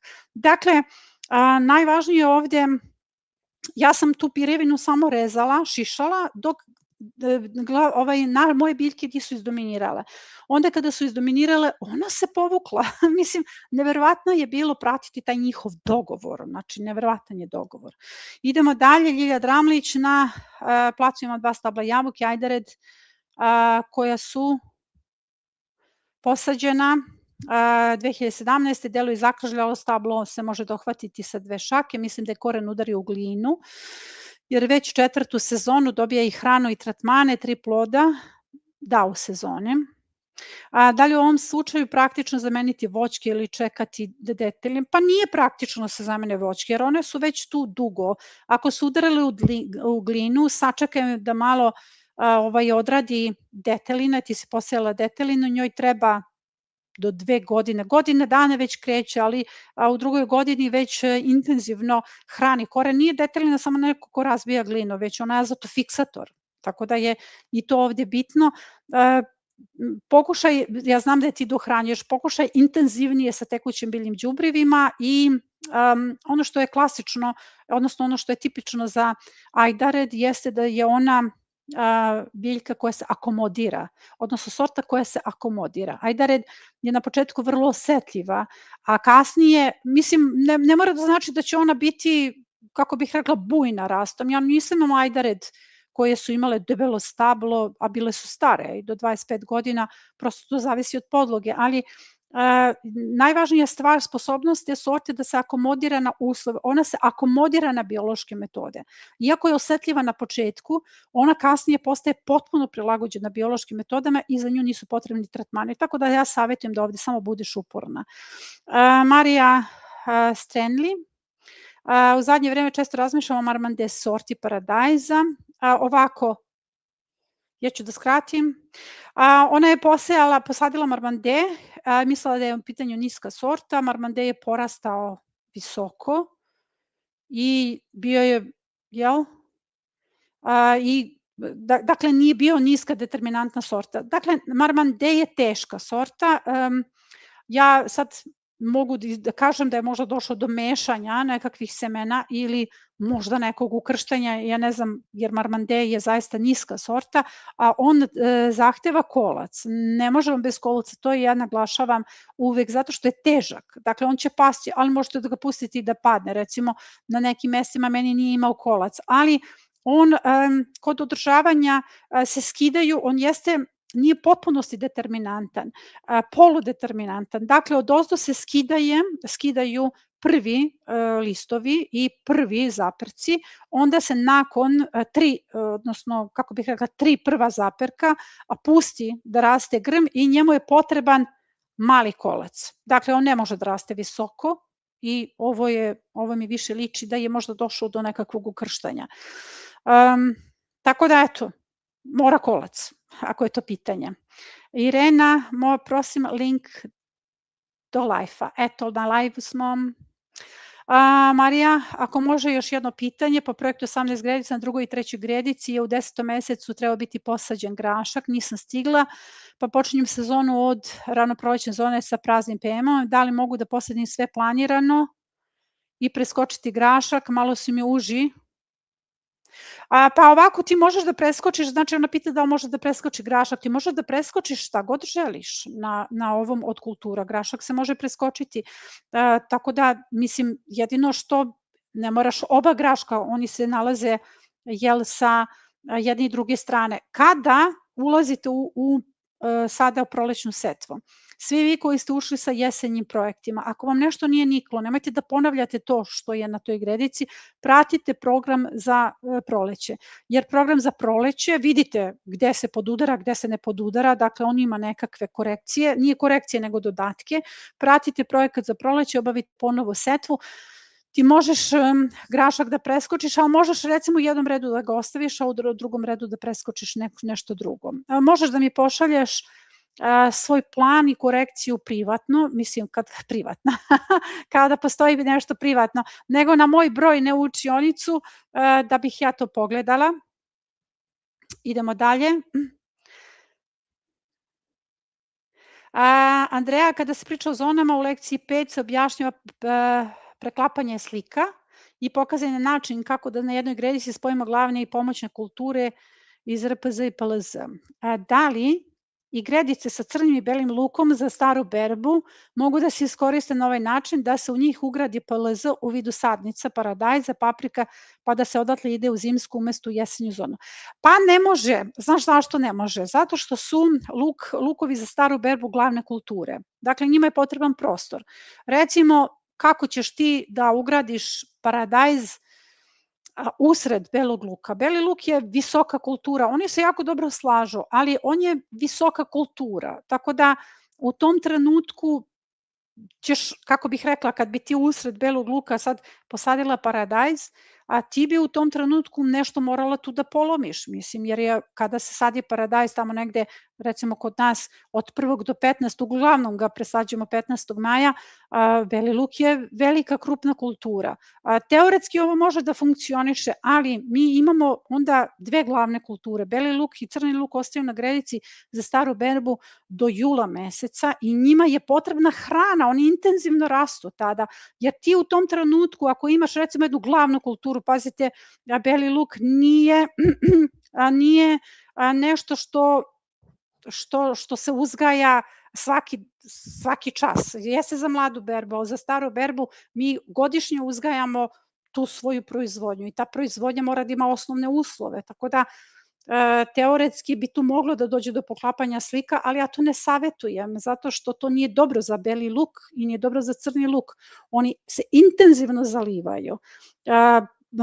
Taj paradajz, recimo, u jednom trenutku, ja sam sad uhvatila za paradajz, ti ovde si samo spomenula, možda i paprika, oni u jednom trenutku paradajz prestaje da se zaliva. Dakle, mi ovde imamo, kako bih rekla, jedan kuršus što se tiče potreba. Tako da, ja ne savetujem da se to radi, jako je dobro imati zoniranu baštu, u tom smislu da umesto da ideš u jesenju zonu, jer recimo projekat od 18 projekata od 10 gredica, oni su urađeni da te, kako bih volila, mnogo bi bilo lepo da ih samo pratite, jer imamo često pitanja da li mogu da zamenim ovo, da li mogu i ovo da zamenim, ali bilo bi lepo da ih pratite, da osetite uživanje, da vas vodi projekat, da vidite taj prizor. Nije to samo hrana, to je prizor.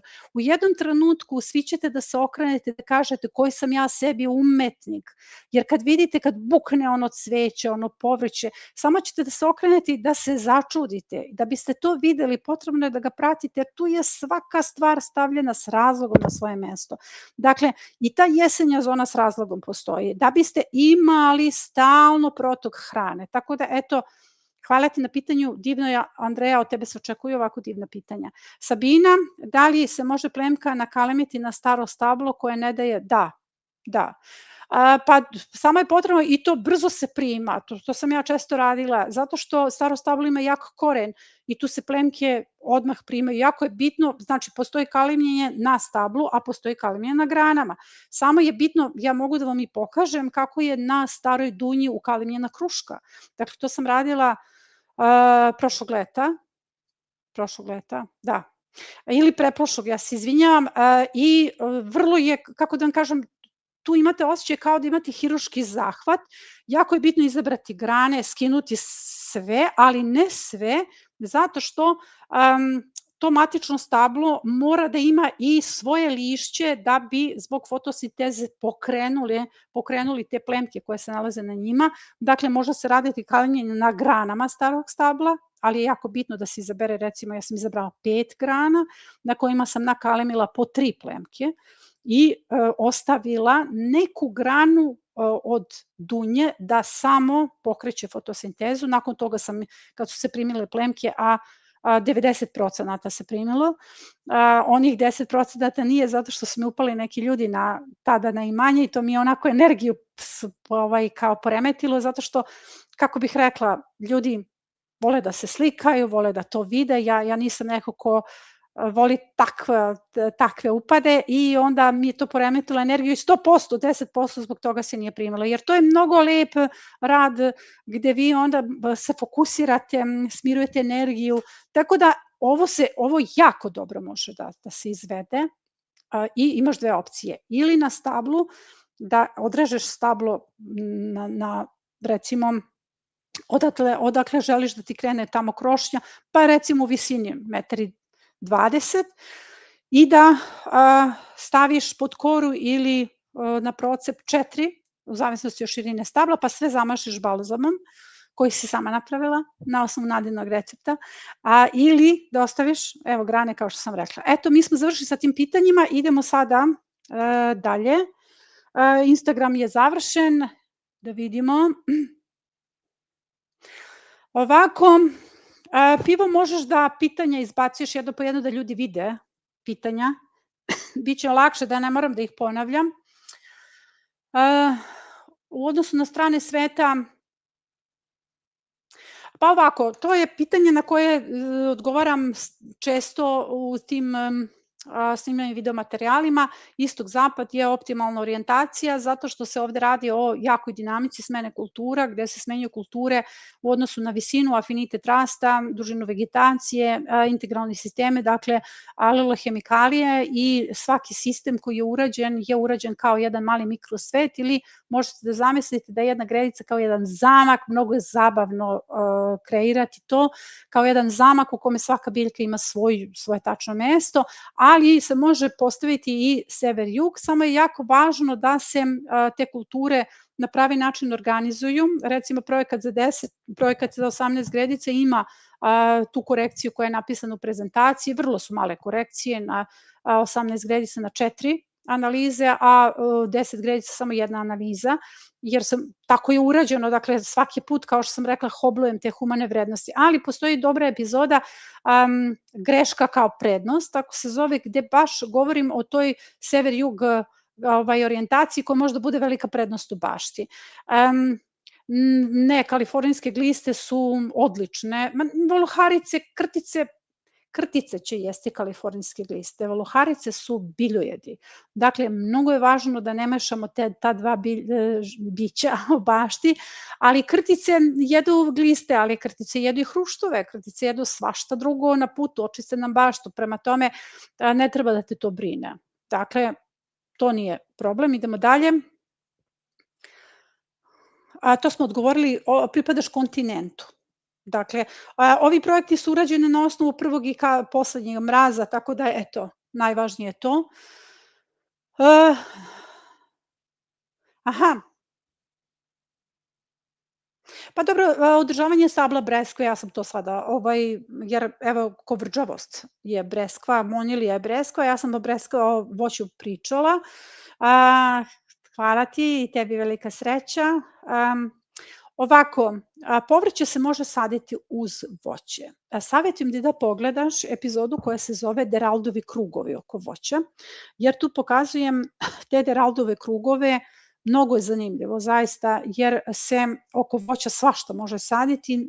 Ljudi koji nemaju veliki prostor mogu između voća da sade i oko voća. To između voća je objašnjeno, ja se izvinjam, objašnjeno u predavanju Voćarstvo i biobašta, a Deraldovi krugovi su snimljeni i onda možeš da vidiš na koji način možeš da oblikuješ krugove i da organizuješ oko voća. Ja sam tu oko ribizle sadila, ali zapravo mi možete oko svakog voća isto da postavite. Tu su sistemi za brzi uzgoj mahunarke. Mnogo je zanimljivo, evo savjetujem da to pogledaš i to ti je odgovor na pitanje. Idemo dalje. U jesen crna rotkva je sastavni deo julskog rasadnika i isključivo se sadi u jesen. Idemo dalje. Ostavlja se samonikli krompir, odlično. Prvo što daje urod, hvatač je i za zlatice.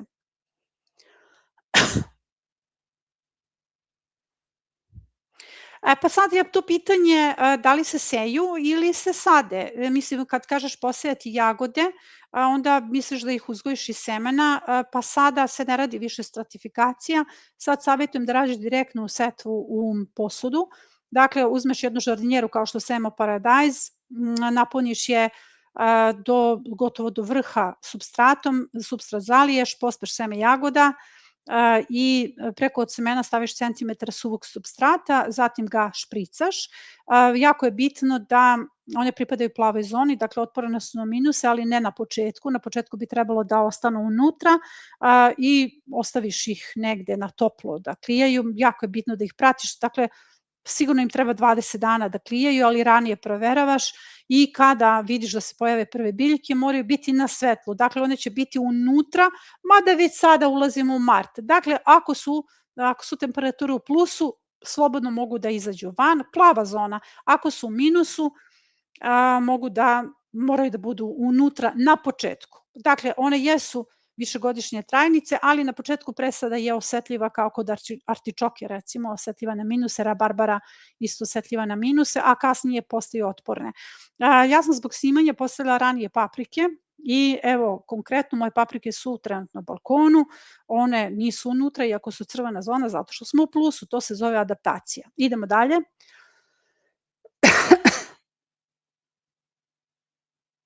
Pa može slama, da, nije nikakav problem, samo što slama zahteva 3 puta aktivator i treba da se zalije, poželjno je da se zalije tekućim biljnim đubrivima tokom sezone, recimo tekuće biljno đubrivo na bazi azota. Mislim, sasvim je, ovo je prva zona koja se postavlja i ona se postavlja na osnovu resursa koji imate, a posle toga svakako počinje da se kosi pa ćemo imati svoje seno. Dakle, može slama, samo 3 puta aktivator, šećer i voda, 100 grama šećera, 10 litara vode i odmah jedno za drugim se može zaliti i napravi tekuće biljno đubrivo na bazi azota, recimo kopriva, detelina, bagrem, staviš u kilogram biljne mase, jer vi ste sa Instagrama ili ne znam sa YouTubea pa niste na platformi pa ću pričati sve, stavi se u kantu od 10 litara pa se napuni maltene do vrha sa vodom, ostavi se 10 cm, prekrije nekakvom mrežicom i fermentira, pa uskoro će biti 2 nedelje zato što je još uvek hladno, nakon toga se razređuje 1:10 sa vodom i time se zaliva. Idemo dalje.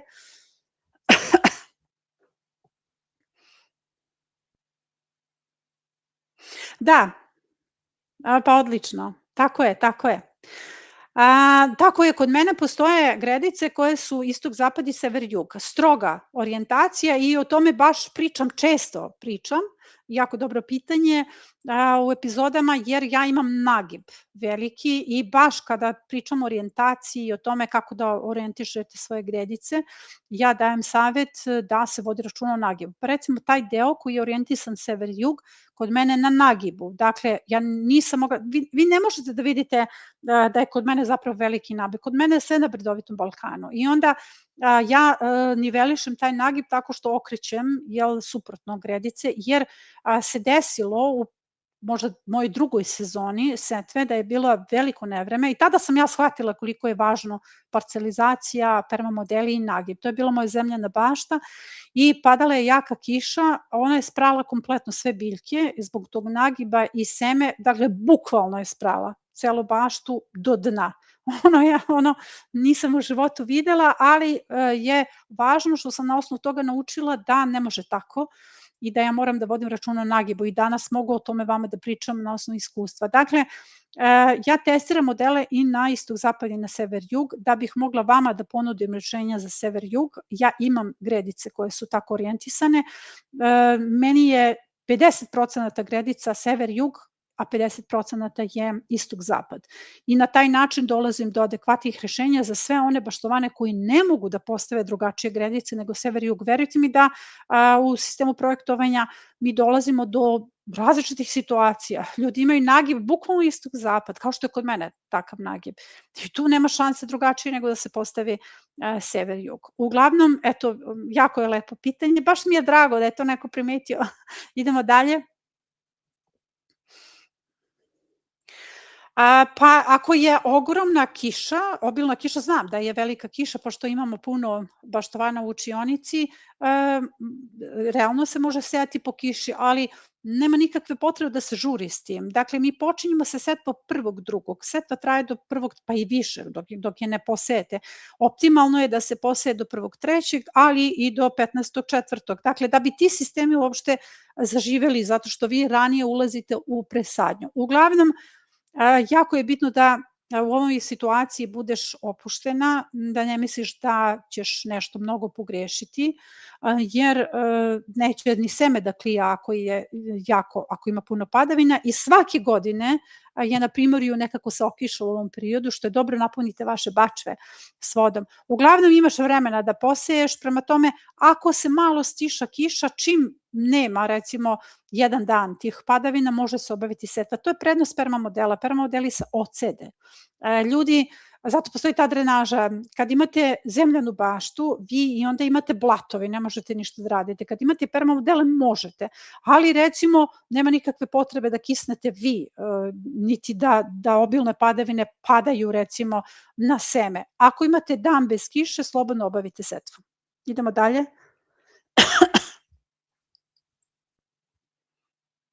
Aha. Krompir se smrznuo.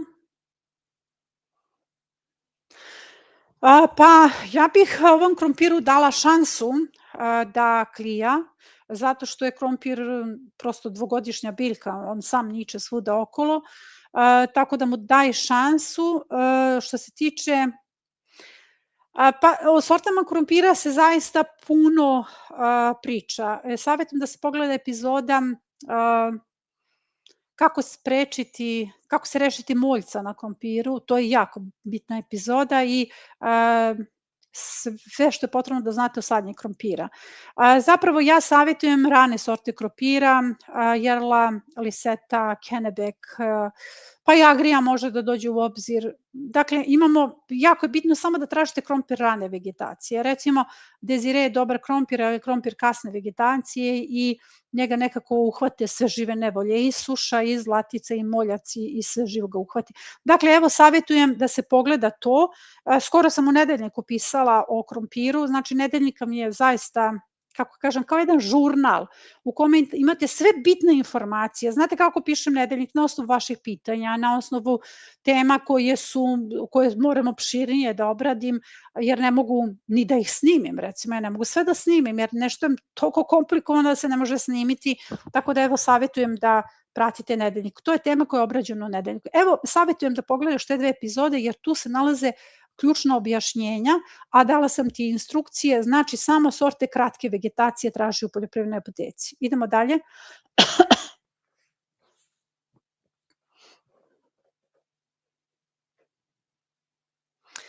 Da, možeš da sadiš batat, misliš na travi? Ovako, batat možeš da sadiš na travi, možeš da sadiš u permamodelima, možeš da sadiš u zemlji, možeš da ga sadiš u grmovima, dakle kako god hoćeš. Dakle, možeš da kupiš sadnice, ne moraš da naklijavaš, jer zaista danas se sadnice nabavljaju lako, a možeš da kreneš u 5. mesecu, to nije kasno, ja sam malo prepričala o tome, vi birate kada ste spremni da krenete. Ako krećeš u 5. mesecu, krećeš od glavnih kultura, jer u 5. mesecu već je kasno, se postavljaju predkulture, mi tada ubacujemo paradajze, paprike, dakle, ako je kontinent u pitanju, sve glavne kulture. Vi sa sadnjom počinjete onda kada vi želite. I vaš je izbor da li ćete iskoristiti potencijal. Dakle, predkulture i postkulture su potencijali jedne bašte. Ali, ako stavite samo glavne kulture, i vi imate baštu, dakle imate berbu. Hoću da kažem da je ovde samo stvar izbora. U ovom slučaju, ako krećeš od glavnih kultura, ti imaš šansu za postkulture, dakle za jesenju zonu. Tako da, eto, i to je dobro. U svakom slučaju, kad god kreneš, odlično. Idemo dalje.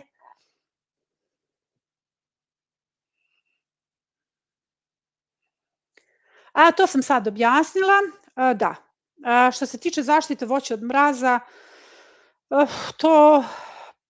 to mislim ne postoji postoji mogućnost da se prska voće preparatom od origana, koliko je to isplativo sada, zato što ne znam kako ljudi mogu da nabave origano, dakle potencijalno se može na taj način sprečiti. Preparat od surutke, imamo epizodu sve upotrebe surutke, 7 upotreba surutke, ali eto, kada je u pitanju zaštita voća, ako imate puno voća, onda je zaista zadimljavanje voćnjaka jedini način. Ja sam na taj način spašavala voće i kasnije, kada je u pitanju mraz, jednostavno pristala na to da ako nemam dovoljno vremena da radim zadimljavanje voća, imam jako mnogo voća, 5.500 stabala, dakle to je zaista ogroman posao i kad treba da se spašava od mraza, to je zaista jedan ogroman posao.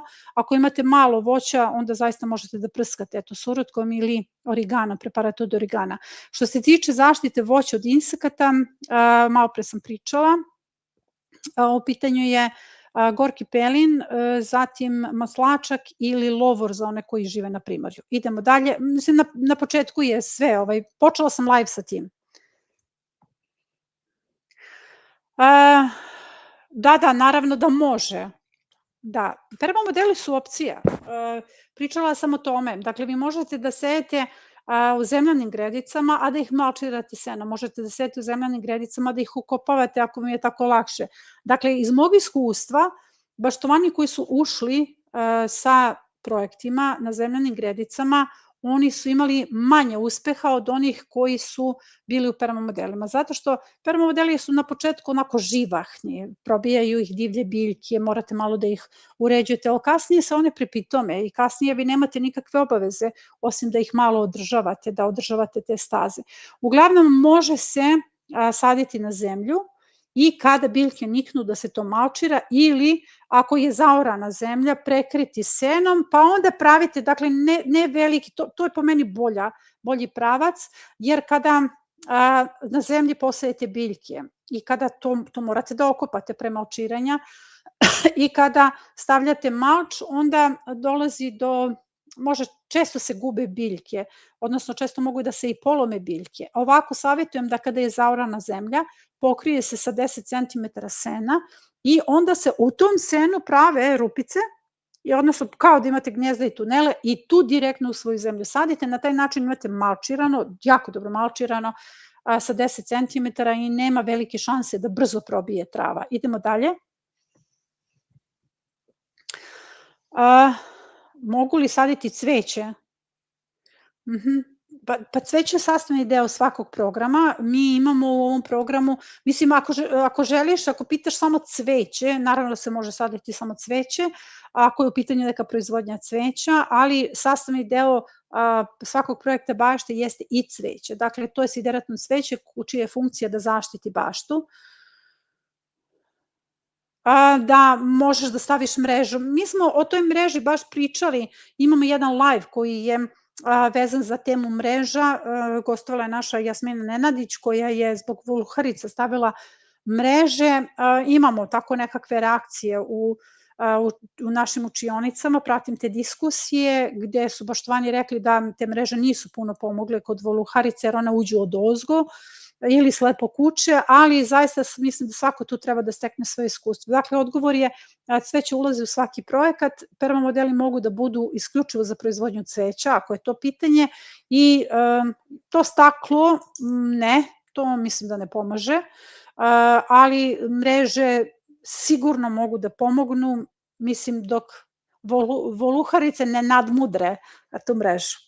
Idemo dalje.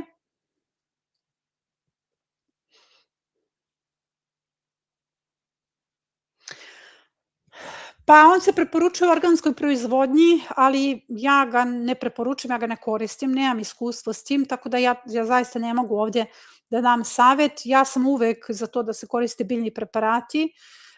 On stoji da je ekološki preparat, da se primenjuje u organskoj proizvodnji, samo što ja sam uvek za to da koristite resurse, zato što vi imate jako mnogo resursa u svom okruženju koji se mogu koristiti kao preparati za zaštitu biljaka, tako da treba krenuti od toga, jer znate, naše biljke se prilagođavaju. Dakle, ako ih razmazimo, ako naviknu na nekakve preparate koje moramo stalno da kupujemo, onda su ti preparati nama stalno neophodni. Mislim da je mnogo korisnije da biljke u startu navikavamo na prirodne preparate koji su naši resursi.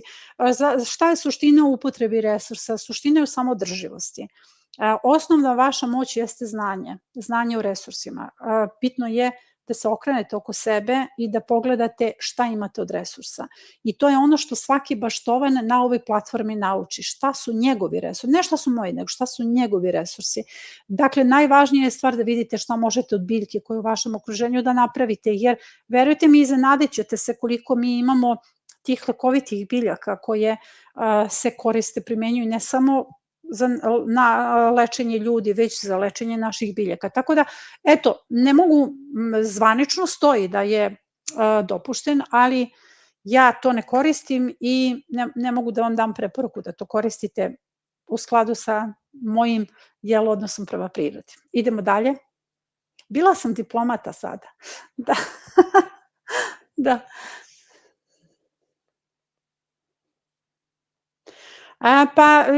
To je pitanje bilo malopre, slično vezano za Deraldove krugove, sve se može, mislim, znate, vi imate sada mnogo na tim društvenim mrežama su počele ove veštačke inteligencije da izbacuje tako nekakve kratke videe u kojima se rade kombinacije biljaka. Ja se uvek nasmejem kad to vidim, ili recimo vide u kojima posadi ovu biljku, nećeš imati problema s tim. To nije tačno. Ne može se posaditi jedna biljka, jedna cvećka, jedna začinska biljka koja će nam rešiti problem. To su sistemi. Dakle, ja se stvarno uvek nasmejem i kažem da li će to uopšte kod nekog da prođe, mislim, takva stvar, ali verovatno prolazi kod ljudi, zato što zaštita bilja i zaštita ili simbioze su vrlo složeni sistemi koji uvek podrazumevaju da mi imamo jedan složen koncept da bi on funkcionisao. Dakle, ispod voća se može sve od začinskog bilja, možete peršun, celer koji će odbiti recimo različite vrste insekata, odbiće žilogrize, ali ne može on samo da pomogne da bi se žilogriz odbio. Dakle, mi imamo jako veliki koncept koji se tu mora postaviti. Savjetujem da se pogledaju ti Deraldovi krugovi, zato što oni podrazumevaju i sadnju cveća i sadnju začinskog bilja. Zašto ne mogu konkretno da odgovorim na ovo pitanje? Zato što u prirodi to ne funkcioniše. Dakle, vama je, kada je u pitanju voće, vama je mnogo važno da imate teren koji možete lako da održavate, jer vam govori neko ko ima puno sadnica. Dakle, ja sam ovo nailazila na koncepte gde se sadi narcis ispod voća ili se sadi nevenkadifice, dragoljub ispod voća, začinske biljke, ali kako ćete vi da održavate taj voćnjak? Dakle, mnogo je važan taj koncept koji se napravi u celini, jer vi morate da održavate, morate da kosite, morate da prilazite tom voću.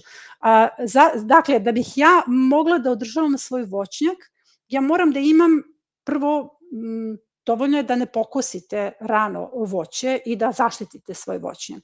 Dakle, vi ako ostavite da vam voćnjak procveta, da imate jako mnogo maslačaka tu, različitog divljeg bilja, vi nećete imati problem sa lisnim vašima, vi nećete imati problem sa insektima koji napadaju cvet. Dakle, vi na taj način štitite, to je sasvim dovoljno. A onda kada prođe taj cvet, onda se ulazi s kosilicama i obara se ta trava, na taj način se hrani voćnjak, ali je mnogo važno da oko stabla imate čistu situaciju. Zašto je to bitno? Recimo, ja živim u delu gde ima i poskoka i šarki i dakle ja poštujem taj teren. Smukova zmija je svaki čas oko mene, što je sasvim dobro, jel?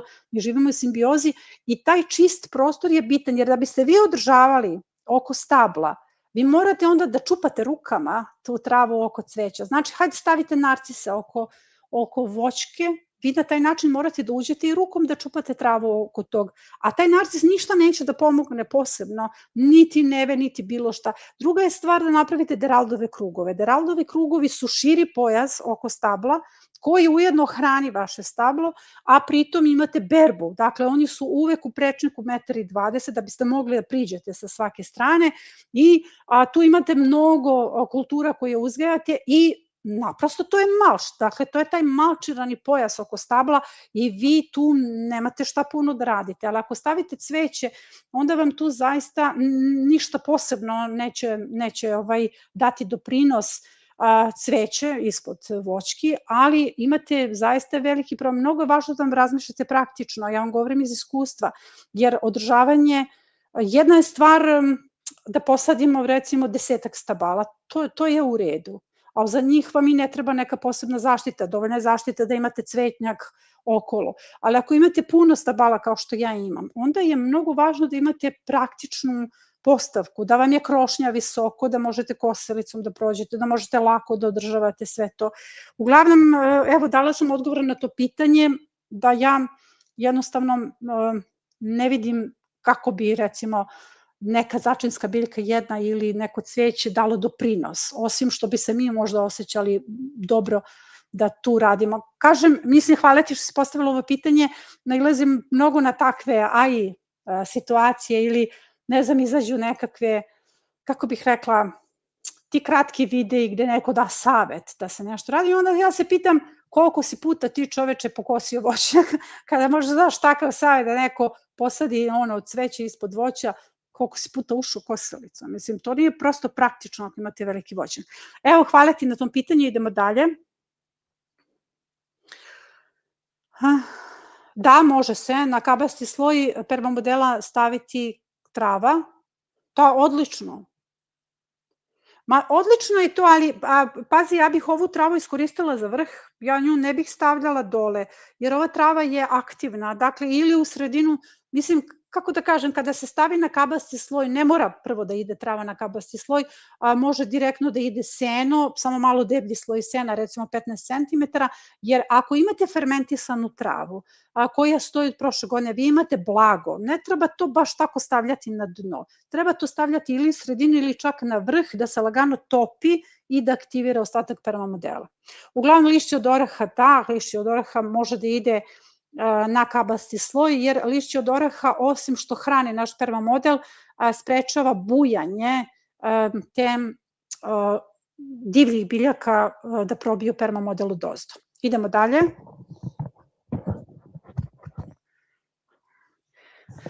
Bila sam u Srbobranom. Ovako, što se tiče zalivanja presade, imamo epizodu sva hraniva za presadu, savjetujem da se to pogleda, jer tu postoji 10 hraniva koja se mogu koristiti. Takođe postoje tečnosti za zalivanje, jer recimo kvasac, ovsena voda, rižina voda, voda od kora jabuke, sve su to idealna hraniva za žardinjere. Žardinjere počinju da se zalivaju dohranom kada dobiju treći list i tada počinjete sa dohranom i dohrana se daje jednom u 10 dana. Prva dohrana treba obazrivo da se da, zato što biljke mogu da reaguju, one su male, imaju mali koren i ako odreaguju, recimo ako vidite da su, kao da su se naježile, kao da su malo pale, tada ćete da zalijete vodom i na taj način ste razbili, odnosno kako razblažili tu svoju hranu, ali koje hranivo se tu koristi, jer to je pitanje, ja čitam pitanja u pozadini, nije bitno, bitno je samo šta imate od resursa. Recimo, ja pravim ovseno mleko i ja uvek imam ovsenog mleka u višku i kad pravim sebi ovseno mleko, napravim malo i za žardinjere, njima biljkama treba malo, dakle njima zaista ne treba puno. Imamo sve te recepte, tečnosti za zalivanje playlista, evo to ti je dovoljno da znaš. Idemo dalje.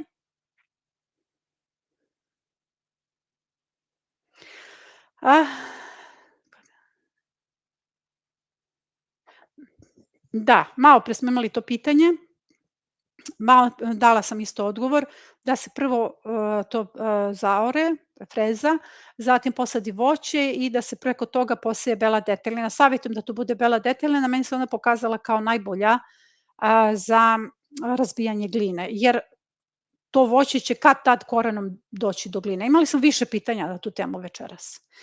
Idemo dalje.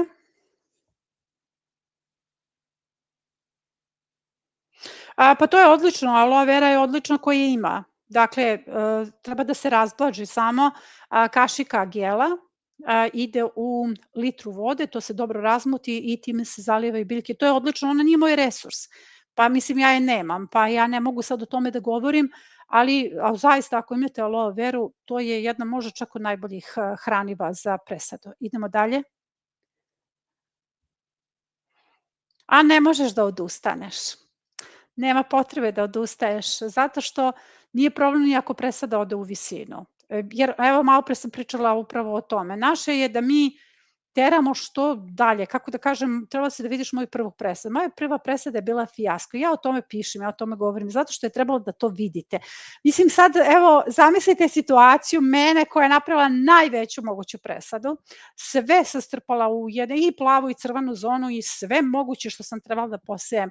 Videla sam da su me ljudi dok sam sela gledalo čudno, ti meštani su prolazili, znači to je bilo onako masovna setva, cela jedna soba puna presade i onda je ušla u marširala u tu sobu jedna Dragica baka, onako stroga i rekla je šta je ovo ti ništa ne valja i okrenula se i otišla i to ništa nije valjalo, ali ta uzvišena ta presada je otišla u visinu ja sam posle toga gledala na nju drugačijim očima. Dakle, od jedne ponosne osobe ja sam bila onako potpuno pala i stalno sam je gledala kao promašaj i celu svoju sezonu sam gledala kao promašaj. Zapravo, te sadnice koje odu u visinu nisu problem.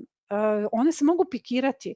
Hajde da ti, Sandra, prevariš te sadnice. Znači, one su ti otišle u visinu, ti kažeš, nećeš ti sada, moja će biti glavna.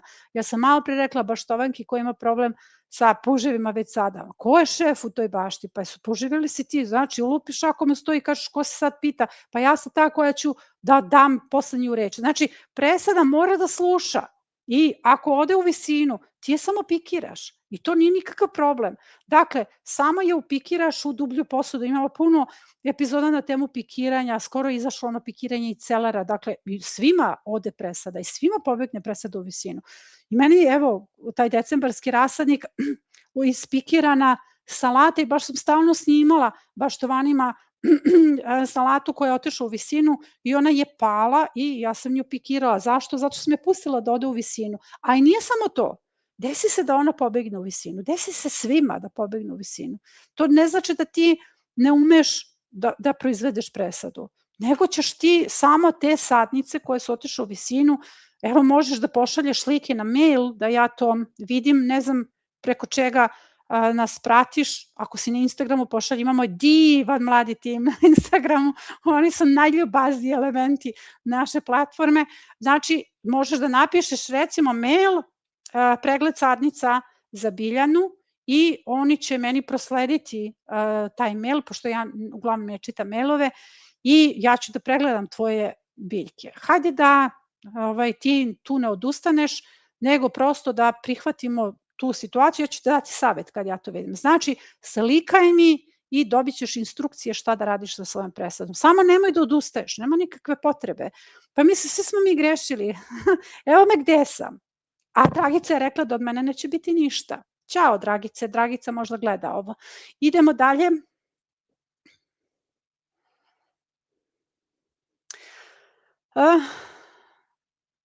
Evo malo pre smo pričali. Da li možeš da koristiš ovo, ti imaš blago, možeš da koristiš za tretman, za prskanje, dakle, i malo pre sam pričala o preparatu na bazi lovorovog lista. Odličan recept, odličan insekticid. Imamo i kratki video na tu temu. Znači imaš 35 listova suvih, litra, 750 ml vode, kuvaš 20 minuta, ohladiš, procediš i razbašiš 1:2 sa vodom. Odličan resurs. Idemo dalje.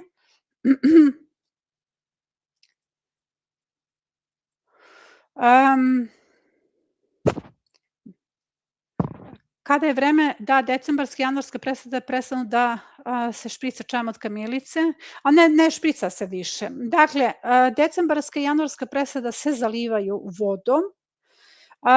Presada, kao što sam malo pre rekla, presada počinje da se zaliva kada dobije hranom, kada dobije treći list i sada je bitno, dakle, špricanje kamilicom nije neophodno, mogli ste da špricate samo vodom, ali sada presada počinje da se zaliva, zalivate prvo lagano na početku, sa strane, ako su žardinjere ovako duguljaste, onda ćete po ivicama da sipate vodu, da ne biste sipali vodu preko glava biljaka, jer baštovani često izgube tako biljke, nekako naglim mlazom udare onu nežnu biljku. Znači, vama je bitno samo da se nakvasi onaj supstrat, nećete da pogrešite ako stavite recimo po žardinjeri 350 ml vode, to je sasvim dovoljno, jednom u 3 dana. Za sada, dok je ovaj zimski period, imat ćemo mi live jednom u 2 nedelje, pa ćemo menjati instrukcije, zato što znam da je naročito početnicima važne jasne instrukcije. Tako da sada se zaliva vodom, a dohrana počinje kada dobiju treći list. Idemo dalje.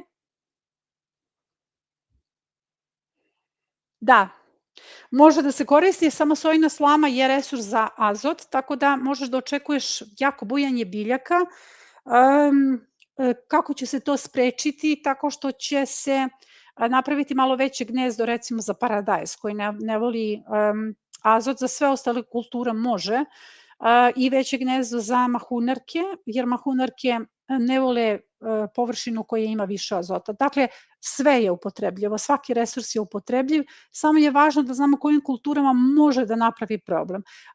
Ako imamo slamu od soje, ona može u prvom rastu kod paradajza da napravi problem, izaziva pretilnost kod paradajza zato što je ona resurs za azot. I sad zamisli da ti dopinguješ azotom jednu kulturu koja samo na početku treba azot, posle toga je treba kalijum. Dakle, tada dolazi do pretilnosti, posledica pretilnosti biljaka jeste da one rastu u visinu, bujaju, ali kasne čak mesec dana sa plodonošenjem. Da se to ne bi desilo, treba da se naprave malo veća gnezda i da se u njih stavi mešavina. Dakle, da oni kasnije dođu do azota, ali razgradnjom se i smanjuje količina koncentracije azota.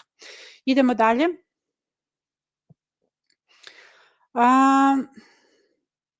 Pa može ukoliko je, ne vidim razlog zašto da ne, ukoliko nije hemijski uzgoj. Dakle, ako je prirodni uzgoj, organski uzgoj, naravno da možeš. Idemo dalje.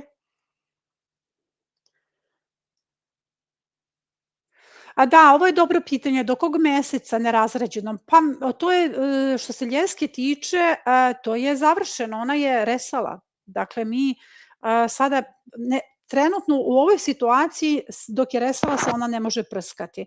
Znači, jedini period jeste nakon ovog resanja, kad rese počnu da padaju, da se tada radi nerazrađeno dok ne krene vegetacija, ali kažem, one su već resale i sljeske se generalno ranije tretiraju, dakle tu negde na početku februara. Nerazrađeno se može samo jedan put tretirati, dakle kad prođe ovo resanje, vidjet će se već počnu da padaju rese i tada se uhvati taj zalet između vegetacije, buđenje vegetacije, dakle tu će biti samo jedan tretman. Generalno se radi samo jedan zimski tretman, nije mislim 3 dana zaredom, ali se radi samo jedan. Nakon toga ide sezonski tretman, s obzirom da ljeske imaju veliki problem, naročito s pepelnicom, savjetujem da se sezonski tretman radi na 15 dana. Vi sezonski tretman i zimski, naravno, radite naredne 2 godine, jer to je taj period kada se konvertuju voćnjaci u bio uzgoj. Eto, dala sam odgovor, idemo dalje. Vreme je za rezanje voća naravno, a tretman prskanje se radi nakon toga jer nema nikakvog smisla prskati voće jer ćete koristiti mnogo veću količinu tečnosti zato što vi prskate ono što će da otpadne, ono što je višak. Dakle, voće se na sledeći način sada neguje. Orezivanje, mazanje rana balzamom, prskanje i đubrenje. Zašto se radi tim redosledom? Da ne biste trošili više tečnosti za ono što ćete odbaciti. Zatim, nećete đubriti pre prskanja, zato što ako koristite stajnjak morate da gasite, po tome to nije praktično. Ja uvek govorim iz praktičnih razloga. Dakle, koja je procedura koja je vama praktična, zaista nije zgodno prskati, a hodati i gaziti kompost ili stajnjak koji se baci ili granulirani, peletirani stajnjak. Dakle, nije zgodno gaziti po tome. Znači, to vam je ta procedura iz praktičnih razloga. Mislim, ne možete da pogrešite da radite obrnuto, ali prosto, eto, praktično, kad se već pitam, ja ću vam reći korak. Ja. Idemo dalje.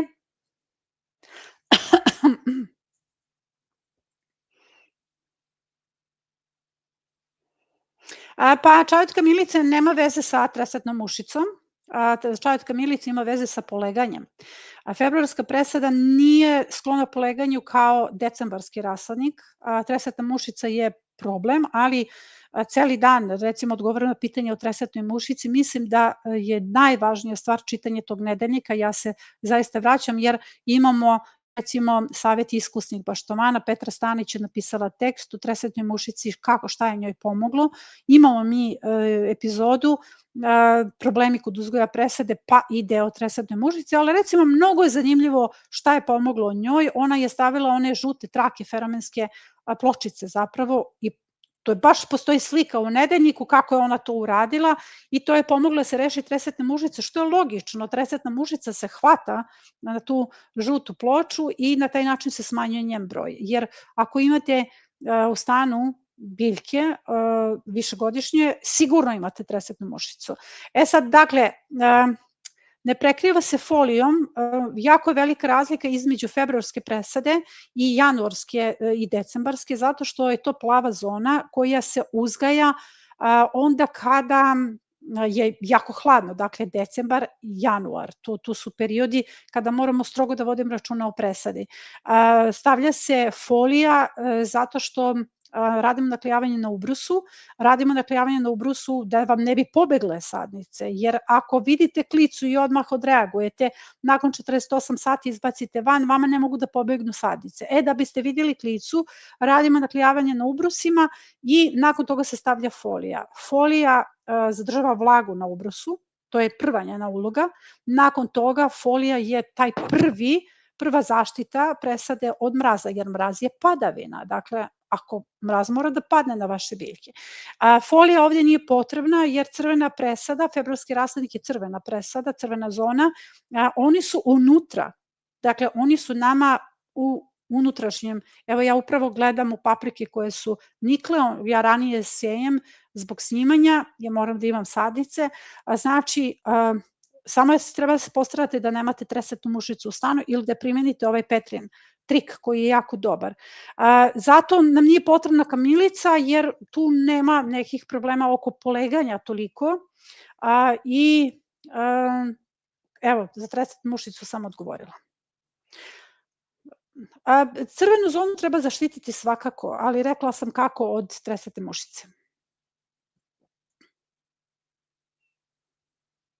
Da, prvo seme krompira, da, dobila sam odličan prinos, nije bio tako krupan kao, mislim da je to snimljeno negde, jer mislim, znate kad radite ovo što ja radim, onda ne možete da živite opušteno, uvek je tu pored mene kamera i sve što radim, ja snimim zlu ne trebalo, jer nekom će zatrebati ta informacija, tako da je to negde snimljeno, ali mi imamo puno materijala pa je verovatno zatrpano na kanalu.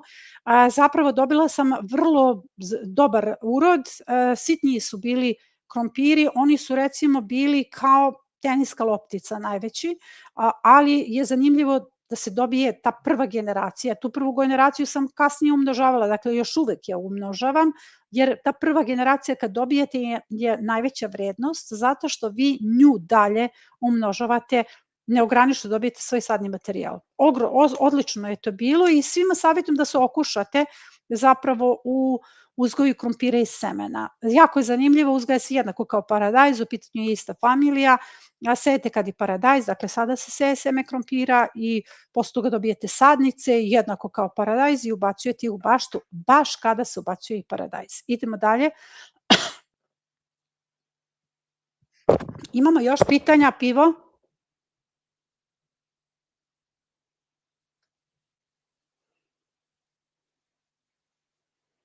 Da li imamo još pitanja?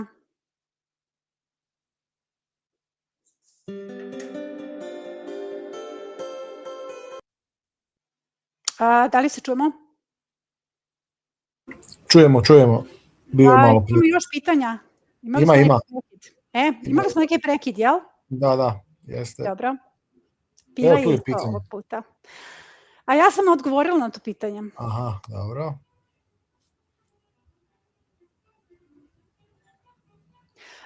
U toj mešavini 3-2-1 može da se uzme bilo koji supstrat. Ja savjetujem da uvek uzmete najjeftiniji. Dakle, ne možete da pogrešite, to je supstrat. Kako bih rekla, postoji i skuplji, postoji i jeftiniji, ali to je nešto što vi niste sami napravili svakako, pa bolje da prođete jeftinije. Zemlja za cveće, pa mislim, to je supstrat. Ja mislim da oni različito zovu zemlja za cveće. Zapravo ono što treba da tražite jeste zemlju za uzgoj povrća i onda će vas razumeti u poljoprivrednoj apoteci, zato što u zavisnosti od toga, dobro, to je Šabac, to je poljoprivredni kraj, ali znate, u svakom kraju to drugačije zovu. Pa možda u poljoprivrednim apotekama to zovu zemljom za cveće, ali zapravo bi to trebalo da bude isto. Dakle, to se može uzeti, samo ih pitajte sledeće, treba mi zemlja za uzgoj povrća, za uzgoj presade. Tada će znati šta im tražite, ali to je to. Idemo dalje. Mladog luka. Da, može da se skine folija sada, mi smo sad prošli taj rizik. Zapravo, decembarska presada više nije u riziku. Decembarska presada, s njom ste završili svoje obaveze, može se skinuti folija. Recimo, sve to što sam proizvela, ja zaista imam puno presade i to ću snimiti, da vidite kakvi su to rezultati. Rezultate dobijaju baštovani sa platforme. Ona je preživala 2 ledena talasa, nijednom nisam unela presadu, jer ona je testirala, dakle testirala sam sada te mikroklimatske uslove i presada je dobrovoljno učestvovala u tom eksperimentu, nijednu biljku nisam izgubila, bravo za njih. Ta decembarska presada sada, plava zona više nije u riziku. Ona ostaje vani, ne treba je folija, ne trebate da je štitite posebno. Dakle, kod mene su sada kupusarice poređene na gelendere, sa spoljašnje strane, ne sa unutrašnje strane. Dakle, postavljene su saksije jer ja imam puno presade pa mi treba mesto i sve se nalazi na gelenderima sa spoljašnje strane, znači na njih pada kiša, biće sneg, biće mraz, ali to više nije. Hvala ti na pitanju jer si me podsjetila da ohrabrim ljude da skinu folije. Idemo dalje.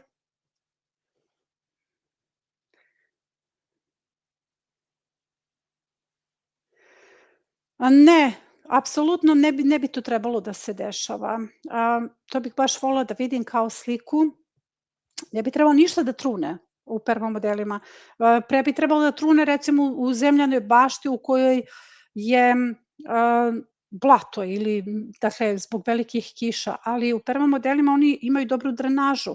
Sad pitanje je sad kako je urađena drenaža. Dakle, tebi je ovde potrebno da imaš dobru drenažu, da imaš dobru mešavinu, 3-2-1, možeš, hajde probaj da koristiš samo supstrat za setvu, da izbaciš tu mešavinu, možda je ključ u mešavini, možda ima mnogo gline u zemlji i da samo jedan poseješ, možda je to malo investicija, ali recimo možda uzmeš i šumsku zemlju, dakle treba ti onaj humus i da samo u humus ili kompost, supstrat koji se kupuje, obaviš setvu, da vidiš da li je pravo umešavanje, jer to je sistem eliminacije. Ti na taj način možeš da eliminišeš problem koji nastaje. Ako obaviš ovako setvu, mi ćemo eliminisati problem sa zemljom. Mislim da je problem u mešavini, nije moguće, jer oni se odsede, znaš, mislim, to nema truljenja, ne može doći do truljenja. Idemo dalje. Da, pa šparoge su višegodišnje, to su trajnice, šparoga je drvo. Ona se svakako može ubaciti. Recimo, jako dobra kombinacija jeste špargla i paradajz. One se u principu malo susreću, tako da, ali špargla ne ide u permamodele. Prvi korak jeste da posadiš šparglu. Dakle, špargla je drvo koje se sadi u tunele kao što sadiš sadnicu kruške. Eto, to ti je isti princip. Znači, moraju se napraviti tuneli, prvi korak ti je da napraviš tunel, to je snimljeno na kanalu Uzgoj špargle, znači možeš da vidiš, samo ukusi špargla trag biljke pa će da ti izađu videi i kada posadiš šparglu, moraš da označiš, odmah je malčiraš, znači preko špargle možeš da staviš malč i nastavljaš permamodel, a ti označi tim štapićima nekim gde se nalazi špargla, zato što u prvoj sezoni između možeš da poseješ grašak bob. Postoji model sa šparglom kod nas na YouTube kanalu, a u narednim sezonama kada ona se ojača i kad počne berba, možeš da ubaciš paradajz. Dakle, to je jako važno da se špargla jako dobro kombinuje, jer ona je prva kultura koju beremo u rano proleće, beremo je dugo, ali posle toga ona procveta, ona već tamo krajem maja, sredinom juna procveta, tako da nemaš berbu, ali imaš jako dobru kulturu koja će štititi ostale, jer kad procveta ona zapravo je dobra zaštitnica za paradajz, jer na sebe privuče smrdi, bube ostavlja na miru paradajz. Ali je prvi korak sadnja špargle, dakle korenje koji je u 3. godini, druga je 3. ili 4. godina, ali bereš ga tek u 4. godini, treba da posadiš u tunel i to ti je prvi korak da bi uopšte mogla da ugradiš šparglu u ovaj projekat. Dakle, te višegodišnje biljke, artičoka, rabarbara, špargla su trajnice koje bi moglo, odnosno bilo bi poželjno da budu izvan bašte. Imala sam pitanje zašto osim anskih jagoda u projektu nema jagoda? Pa jagode su trajnice, jagode su voće.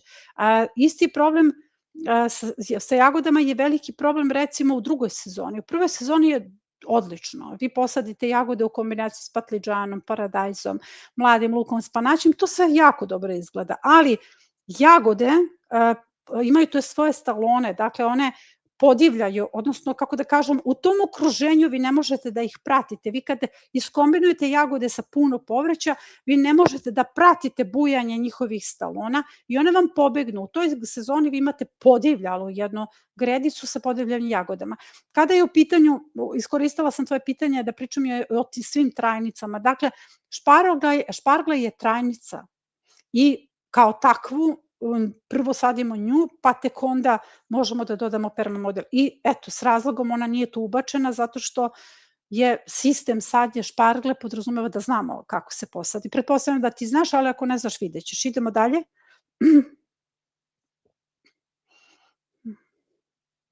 Pa malo pre sam rekla, znači ne možete da preterate kada su u pitanju rasadnici.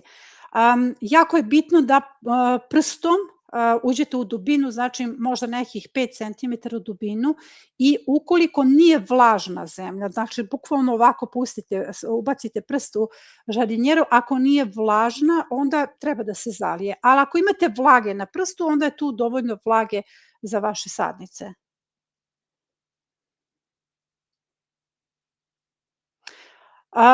Ne može smetati ubrus. Vrati mi pitanje. Ne može smetati ubrus rastu korena. Pa ne postoji ovo što si navela, nisu razlozi da propadne cvekla. I da propadnu, odnosno cvekle su jedine preživele, da propadnu ostale biljke, jer prosto svi smo naklijavali na ubrusu.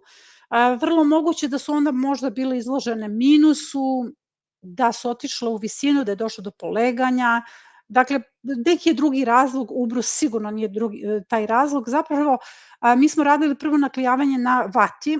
Vata je mnogo deblja od ubrusa i naklijavanje na vati je zapravo najbolje, najfunkcionalnije, jer vi onako čitavu vatu prebacite u žardinjeru i biljke vrlo lako probiju tu vatu. Jedini je problem bio baštomanima kada su trebali da odvajaju te biljke, oni su se žalili da im puca koren, da se ta vata nekako zapetlja. Meni se to nije dešavalo, ali ja sam tu vatu isključivala upravo zbog toga. Dakle, i vatu probije koren koja je mnogo deblja, a ubrus, on se raspadne kod zalivanja. Znači, samo možda malo da se pojača zalivanje. Idemo dalje.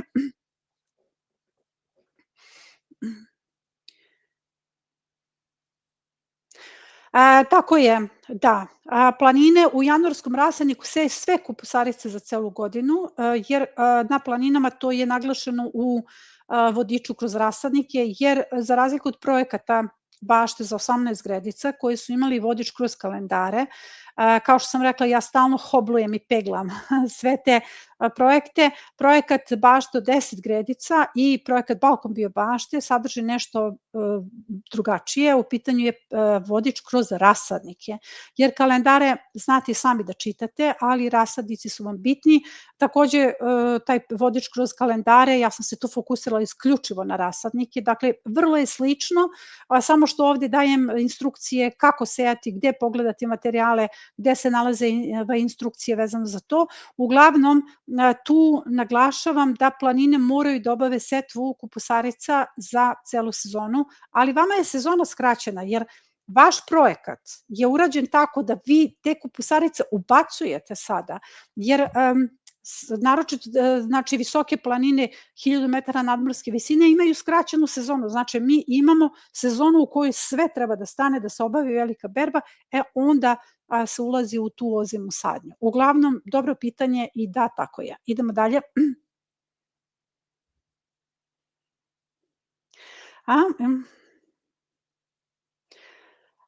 Dobro, ti si ne. Što se tiče krompira, ovako, krompir se može staviti s lukom, to je dobra kombinacija, krompir u sredini, luk na kraju, prvi red, poslednji red luk, a tri reda krompira u sredini. I imam to čak i snimljeno, odlično se pokazalo, jer krompir pravi hlad luku u jednom trenutku. Ono što za sadnju krompira je rano, s obzirom da si Nemačka, to je kontinent, znači 23. po kalendaru idemo sa sadnjom krompira. Zašto su ti datumi uzeti u obzir? Zbog potencijalnog mraza koji se može desiti u aprilu, pa da izbegnemo taj mraz. Kad je mlad krompir i kada nikne, ako ga zahvati mraz, to nije problem zato što se on obnavlja, ali ako je veliki krompir i uhvati ga mraz, on se jako teško obnavlja, onda se nekako vraća na nulu. Idemo dalje. Rukolu. Pa nisi poranila, ne. I ja sam posejala. Mislim, to se može vidjeti na kanalu. Mi na kontinentu možemo sve da sejemo. Naročito to, mislim, šta će se desiti graško, grašak mali, može da padne i sneg. Mi imamo u martu vrlo često sneg, ali to se u mom selu zove babine huke. Stalno ponavljam, zašto mi je to kad se prvi put čula bilo mnogo smešno, jer moji meštani imaju zanimljive, ma verovatno i vaši na selu koriste isto to, jer to je kao ono nešto što nije toliko strašno, kao kako je to kad baba galami na tebe. Uglavnom, može se sve sejati, samo što postoji, kako bih rekla, ti termini koji daju mogućnost baštovanima da se pripreme i ti termini koji vam daju nekako orijentaciju za dalje. Sećam se jedne sezone, sve sam posejala 15. februara, bilo je jako toplo i to je bila odlična sezona, sve je rano dospelo za berbu, sve to zavisi od toga u kakvoj smo sezoni. Idemo dalje. Da li imamo još? Pa nisam, ali pričala sam na tu temu ranije. Ja sam za upotrebe i bakarnog alata, spirala, dakle različitih mogućnosti. Prvo bakarni alat, dobro ovo nije alat, ali hoću da kažem sve to isto.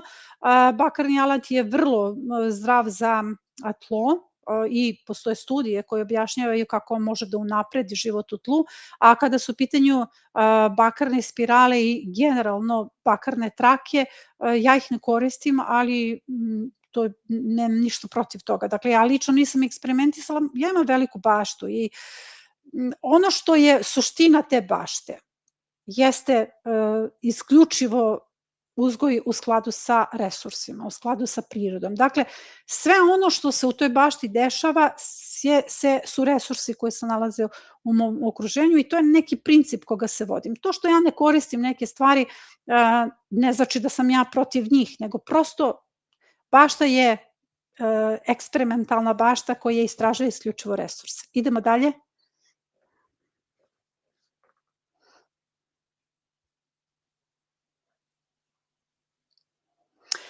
Pa ne bi trebalo da crni luk istruli. Crni luk u ovoj fazi može da izgleda kao da je pao, kao da ga je mraz na neki način.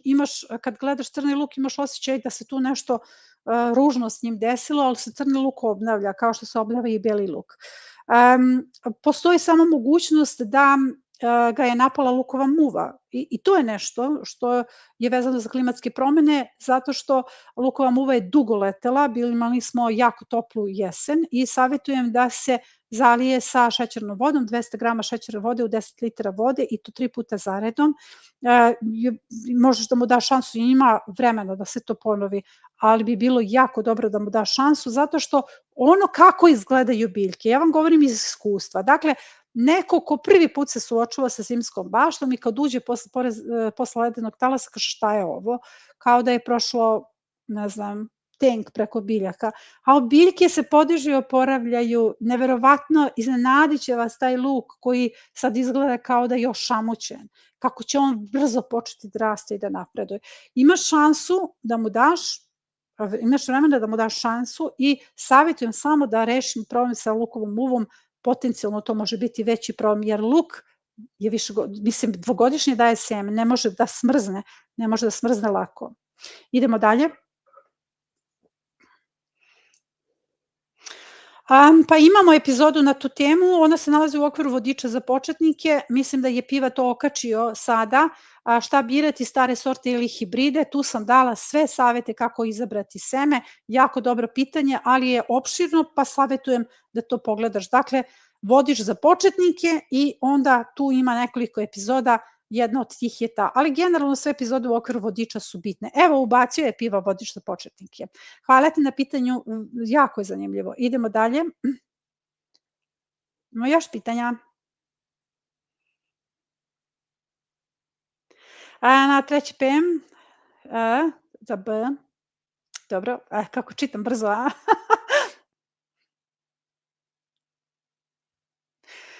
Pa možeš da staviš lišće, samo što će lišće pasti, znači treći sloj ti je lišće, kad budu nikle biljke i kada počne da se kosi, tada ćeš njih da malčiraš, odnosno dodaćeš preko tog lišća seno. U ovom slučaju se može iskoristiti lišće. Idemo dalje.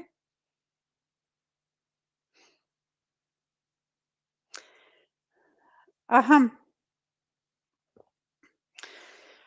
Pa imali smo sad pitanje vezano za crnu rotku, ona ide iz julskog rasadnika. Dakle,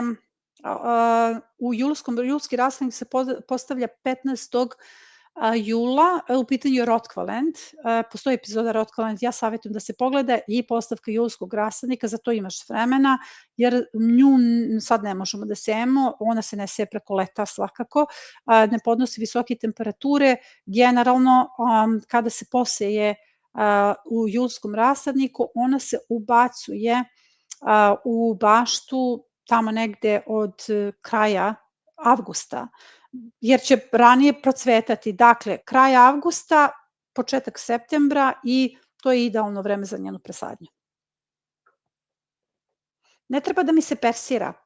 Inače, i Bogu se obraćamo sa ti, ljudi nekako persiraju jedni drugima, prave te distance, ja se uvek vama obraćam sa ti i obraćam se svima generalno sa ti, iz ljubavi, iz poštovanja, iz tog odnosa, jer ako smo bliski, onda zaista nema nikakve potrebe da uvodimo te distance. Tako da evo to sad govorimo uopšteno da ja se svima obraćam sa ti, nikom se još nisam obratila sa vi i to radim iz dubokog poštovanja i duboke ljubavi, želim da to znate, pošto mi se vi svi obraćaju sa vi.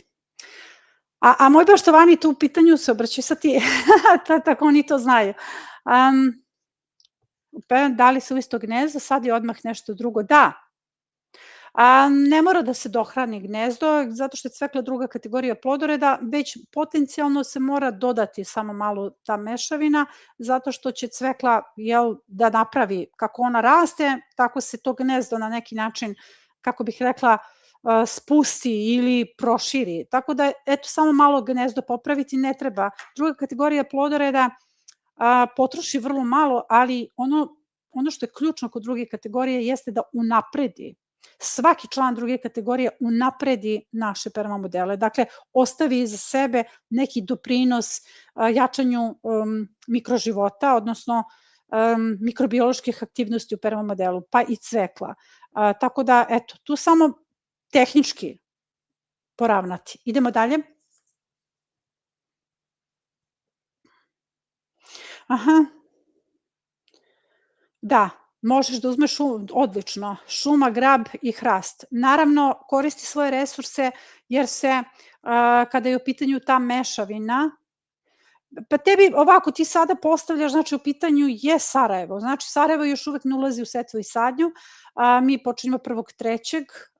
Dakle, ti sada treba da postaviš seno, stajenjak, seno, kompost trenutno ne treba, kompost će ti trebati kasnije, a kompost i ne treba za usvojavanje, pogledaj vodič, ti si dan skupio, možda nisi pogledao vodič i ja vas stalno posjećam da gledate vodiče i stalno vas posjećam da čitate čitaonicu. A zašto? Zato što možda da vas buni zaista, mislim, mi smo dobili mail gde žena jednostavno ništa ne razume, ona čita te projekte i ne snalazi se u tome i ona je zaista jedno duhovito pismo poslala, a onda uvodom mi uđemo u terminal i vidimo da ona uopšte nije skinula link, dakle link sa video vodičima. I ja sam rekla, pa mislim, bez linka sa video vodičima možete samo da uzmete projekat da se udarate po glavi. Mislim, bez toga teško da se može postaviti, jer ja u vidovodičima sve govorim do detalja. Posadiš ovako na ovaj razmak, ovako ćeš uslojiti, dakle sve se priča. Tu kod uslojavanja stoji mesto gde ja ne spominjem da se stavlja kompost kod uslojavanja, da rešimo to. Ako je pitanje tvoje vezano za to, jer ti kompost treba samo, ne nužno kompost, supstrat samo za pripremu mešavine 3-2-1 za setvu. Znači, tebi treba seno, stajnjak, seno, a onda mešavina 3-2-1. Za mešavinu 3-2-1 možeš da koristiš šumsku zemlju ako nemaš kompost. Ako nemaš ni šumsku zemlju, možeš da kupiš supstrat u poljoprivrednoj apoteci, neki povoljniji, neki jeftiniji i super, to se može iskoristiti za mešavinu 3-2-1. Dakle, kompost ne treba za uslojavanje. Idemo dalje. Ako nemaš stajnjak, možeš da koristiš granulirani stajnjak. Znači, granule, 1, 2, 3, granule se stavljaju, imamo recepturu za uslojavanje permamodela sa granulama. Dakle, 3 šake granula na metar dužini permamodela. Postoji epizoda kako uslojiti permamodele. Bez stajnjaka se ne može. Taj stajnjak je neophodan. Dakle, da li je u pitanju taj stajnjak ili granulirani stajnjak, lepo sam izgovorila, uopšte nije važno, bitno je samo da se usloji. Dakle, kako uslojiti permamodele, tu postoji receptura za jedno i za drugo. Idemo dalje. Gospođa Biljana. U kasnu jesen sam pokušala i napravila 2 mala permamodela, nisam dovoljno zemlje, nešto luka. Pa ne vidim pitanje. Napravila 2 mala permamodela, nisam imala dovoljno zemlje, nešto luka i češnjaka sam stavila. Ne vidim pitanje, možda ima nešto dalje, idemo dalje.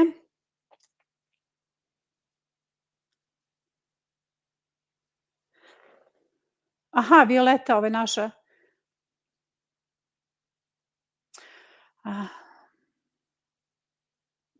A ne savjetujem da se vadi neven, možeš da ga isečeš i oni će krenuti ako imaju pupove. Ono pitanje malo pre, ja se izvinjavam, nema pitanja, verovatno nije napisano do kraja.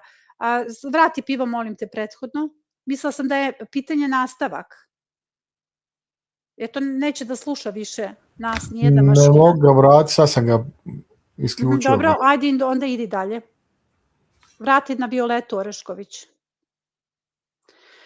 Znači, na ono pitanje prethodno ne mogu da odgovorim zato što nema pitanja, nije pitanje napisano do kraja. Ovde neven treba da se oreže samo i on će krenuti iz pupova. Sigurno će krenuti iz pupova. Idemo dalje.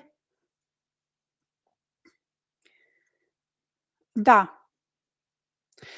Može, grašak se sadi u tunele i gnezda i samo napravi malo veći razmak između, znači grašak se sadi na 20 cm, u ovom slučaju ako želiš da ubaciš kasnije krastavac, sadi ga na 30 cm, odnosno seješ na 30 cm i onda se oslobodi prostor za krastavac, jer se grašak i krastavac dodiruju u jednom delu sezone, dakle krastavac se recimo 1.5. ubacuje, a grašak je tada uveliko u berbi. Mislim, čak i u berbi, u zavisnosti od toga koja je sorta. Znači, počinjemo berbu graška tu negde početkom maja, postoji epizoda koja će vas naučiti kako, kasnije sorta sredina maja, kraj maja, početak juna. Uglavnom, to nam je period kada se grašak intenzivno bere, on je težak, samo je bitno da ostavimo tu prostor gde će sadnice krastavca da budu bezbrižne, odnosno da grašak neće da padne preko njih i da ih poklopi. Idemo dalje.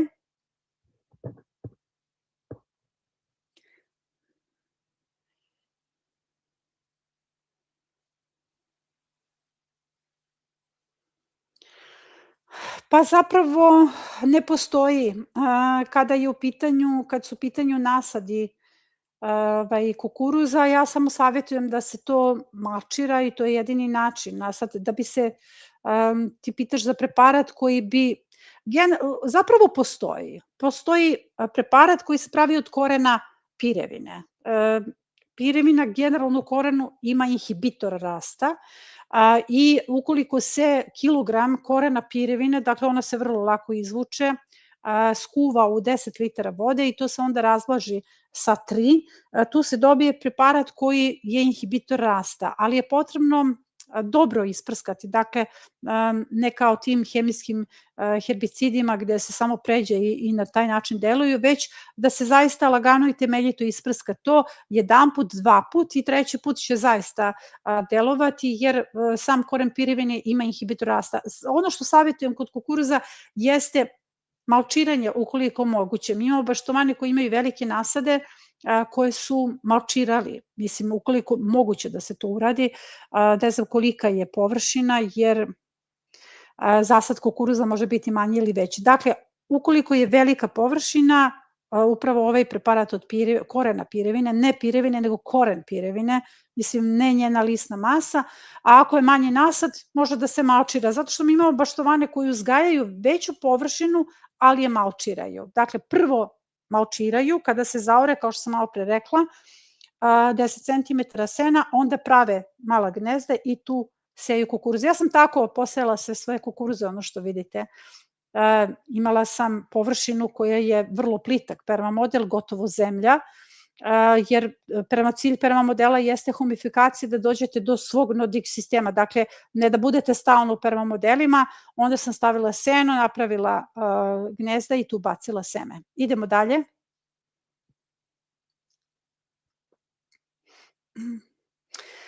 Pa ja se ne bavim ukrasnim biljem, ja zaista tu ne mogu da dajem savet, niti ih dajem u učionici, ali nega je jednaka za sve biljke. Dakle, treba da se dohranjuje tekuća biljna đubriva na bazi azota kod nje, jednom možda u mesec dana i naravno zaštita i jednako kao za voće, ne treba zimski tretman naravno, ali kada ima problem, pošto ona može da imati problem sa gljivicama, da se prska tim preparatom od preslice, bršljanja ili pirike, receptura koju sam malo pre dala.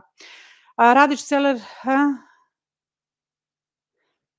pa nije mi jasno ovo pitanje i htela bih da posadim radič, celer i glavaš, to se sve seje sada, odnosno mi smo to posejali u decembarskom rasadniku, ali ako se na kontinentu sada imaš priliku da ponovo obaviš setvu, jer u pitanju je u okviru kalendara vanjski rasadnik, savjetujem da pogledaš setvu februarskog rasadnika, pa postoji tu deo onaj vanjski rasadnik gde se sve ovo sada može posejati.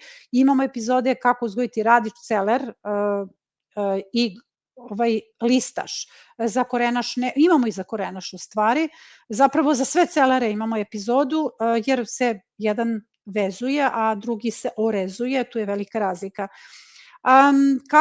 Pa mislim, ovde se govori o baštovanskim biljkama, nega za kamilicu ti nije potrebna, potrebno je samo da je poseješ, kamilica je maltene divlja biljka, malo je šta napada, tako da, eto, što se nje tiče, dovoljno je samo da je zaliješ. Ja se inače ne bavim tim ukrasnim biljkama i tim intenzivnim uzgojem lekovitih i začinskih biljaka. Dakle, ovde su samo baštenske biljke, ali sve biljke zahtevaju istu negu.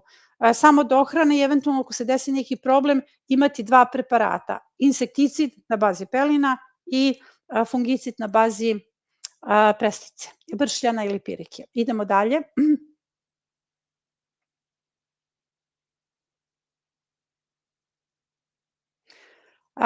Rasadne kocke. Aha, pa misli da su ovo setvene mreže. Imamo snimljeno. Setvene mreže, tako se zove kod nas, imamo predavanje na tu temu. Mislim da je to u pitanju, rasadne kocke. Setvene mreže i epizoda, zapravo u 3 ciklusa, zato što su se pratili i rezultati, jer mislim da se radi o setvenim mrežama i čitavo predavanje. Odlično, jaka dinamika 9-10. Idemo dalje.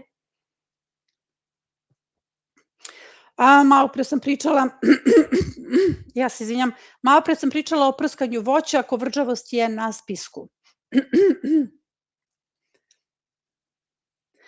Da, samo što slama treba da ide odozgo na vrh, a seno treba da ide unutra. Slama se lakše oblikuju kada su u pitanju tuneli i gnezda, a seno treba brže da se humificira.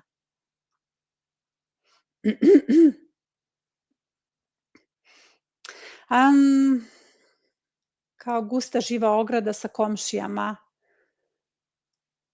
Pa mislim različite biljke tu mogu da posluže, recimo čičoka. Čičoka je odlična ograda i komšiji i vetar, jer ona zaista može da bude gusta, a pri toga je hranljiva i lekovita. Zatim svima savjetujem da od komšije naprave ogradu od kivana. Kivano je odlična ograda, dakle samo je potrebno razvući mrežu i posejati kivano, dobićete plodove, mislim kivano manje više, nekada plodovi nekada može i slabije da rodi. Zapravo on i nema neki veliki urod, ali ono što je prednost kivana jeste što napravi tako gustu mrežu da ne može niko da vas vidi. To je jedina puzavica koja zapravo napravi jedan zid i ono što se može posejati jesu suncokreti u 2 reda koji takođe mogu da naprave gust zid, a oni su još korisniji zato što štite od komšije koji eventualno ima problem sa zagađenjem, teški metali ili amaranti koji mogu da vas štite od komšije koji prska. Znači, ima mnogo biljaka, ali najjednostavnije je u ovom slučaju, ako mogu da biram, čičoka da se postavi i ona gusti zid napravi i svake godine ostaje na tom mestu i svake godine se budi. Znači, ne govorimo o čičoki koja će da se ubere i izvadi, nego ona koja je višegodišnja na jednom mestu i svake godine ponovo niče i pravi gusti zid od te svoje bujne mase. Idemo dalje. Na južnom balkonu se uzgaja sve.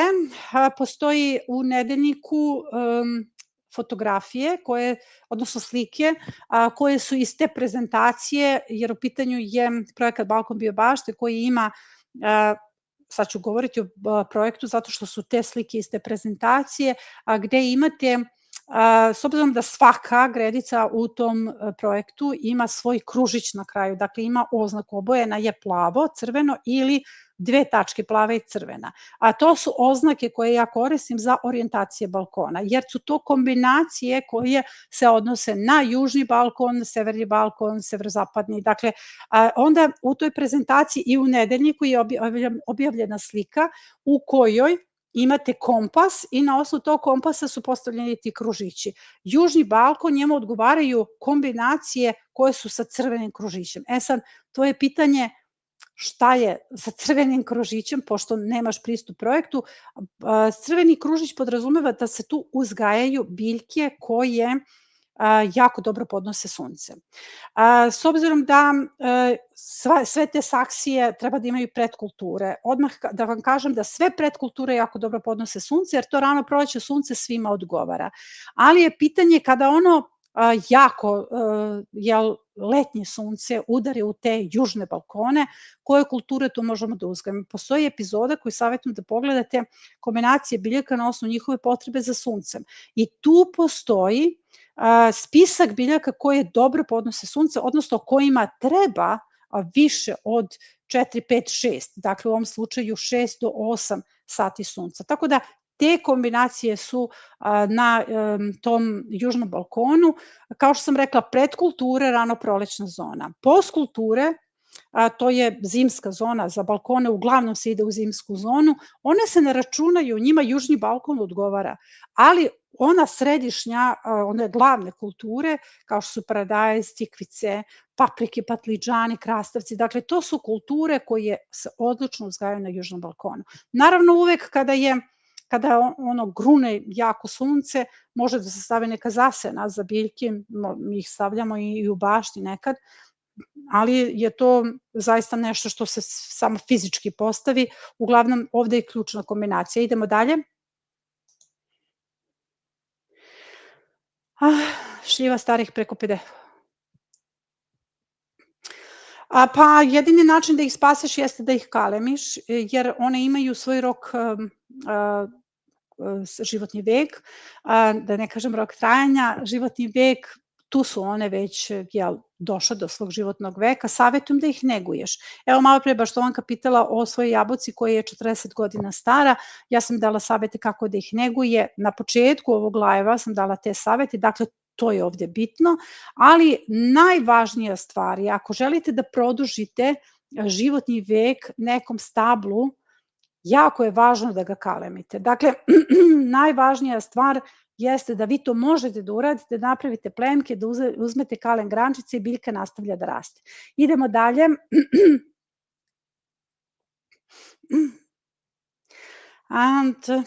Možeš da ubaciš grašak. Prvi red, grašak, poslednji red, bob, grašak. Eto, to savjetujem da bude grašak zbog smene kultura. Idemo dalje.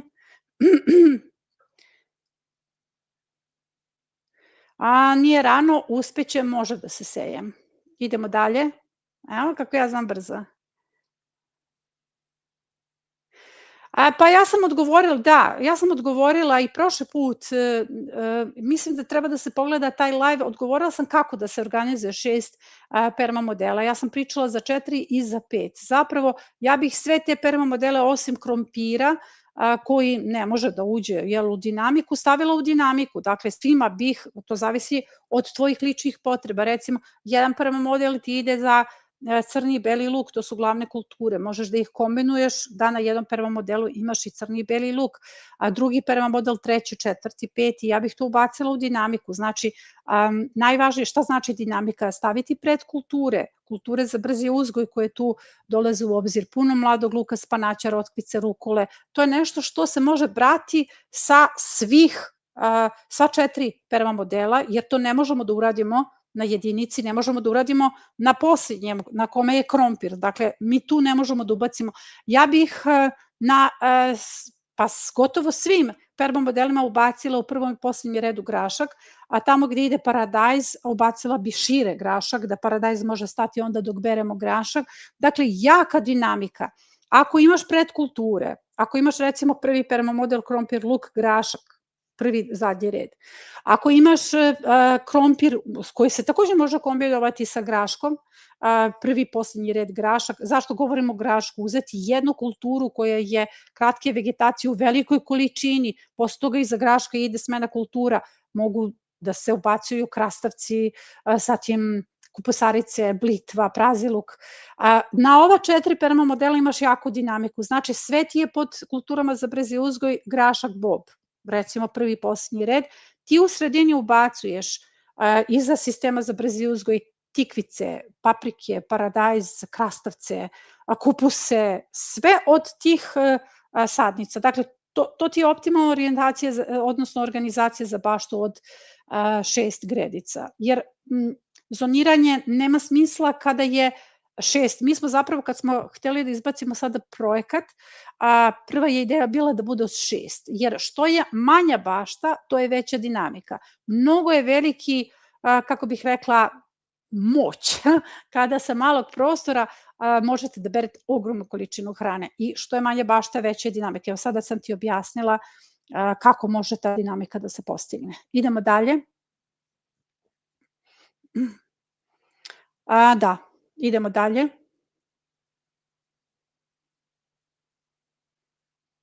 Jer nemamo više. Nema dalje. A imam ja, vidim ovde pitanja. Ima. Neću da ostavljaju ljudi bez pitanja. Ima 50 pitanja. Samo da vidim. Ima da se kupi stajsko đubrivo, samo da vidim. Biljka moja zaova ima kokoške, nedavno je posula piljevinu. Mogu li takav stajnjak? Da, možeš. Neću da ostane ljudi, rekla sam da neće. Možeš da pospeš. Taj stajnjak koji je ispod koka sa piljevinom se koristi u središnjem sloju, bukvalno kao stajnjak, možeš, odlično. A da li se može kupiti projekat 10 gredica za neko kao poklon? Može, to se može. To će da reši tim. Da li imamo još pitanja? Pa svršili smo, odgovorili smo na sva pitanja. Jer imaš neko pitanje da nismo odgovorili? Završili smo, iza tvog završili smo da postavljamo pitanja. Da, ispod toga ima još par. Dobro, moramo da odgovorimo za sve. Jeste li ispravili sadnju po mesečevim menama? Pa često odgovaram na to pitanje, zato što ja pratim svoje unutrašnje impulse, oni se vrlo često pogode sa mesečevim menama, ali ne pratim taj kalendar biodinamički. Šta učiniti kada je žardinjera na ubrusima niklo seme cikle, a drugih semena nisu nikla? Sve pokrivaš sa centimetrom supstrata, nema veze što nisu nikla, i nakon 48 sati sve se izbacuje napolje. Treba li pincirati, misliš pikirati cveklu? Ne, ukoliko ona ima dovoljno prostora da se razvija. Mi pikiramo onda kada moramo. Zapravo, decembarski rasadnik je urađen tako da se obavi setva da ga ne pikirate. Jedino ako prerastu sadnice, one se pikiraju. Izbaci se cela žardinjera, rekla sam, Rotkvalend,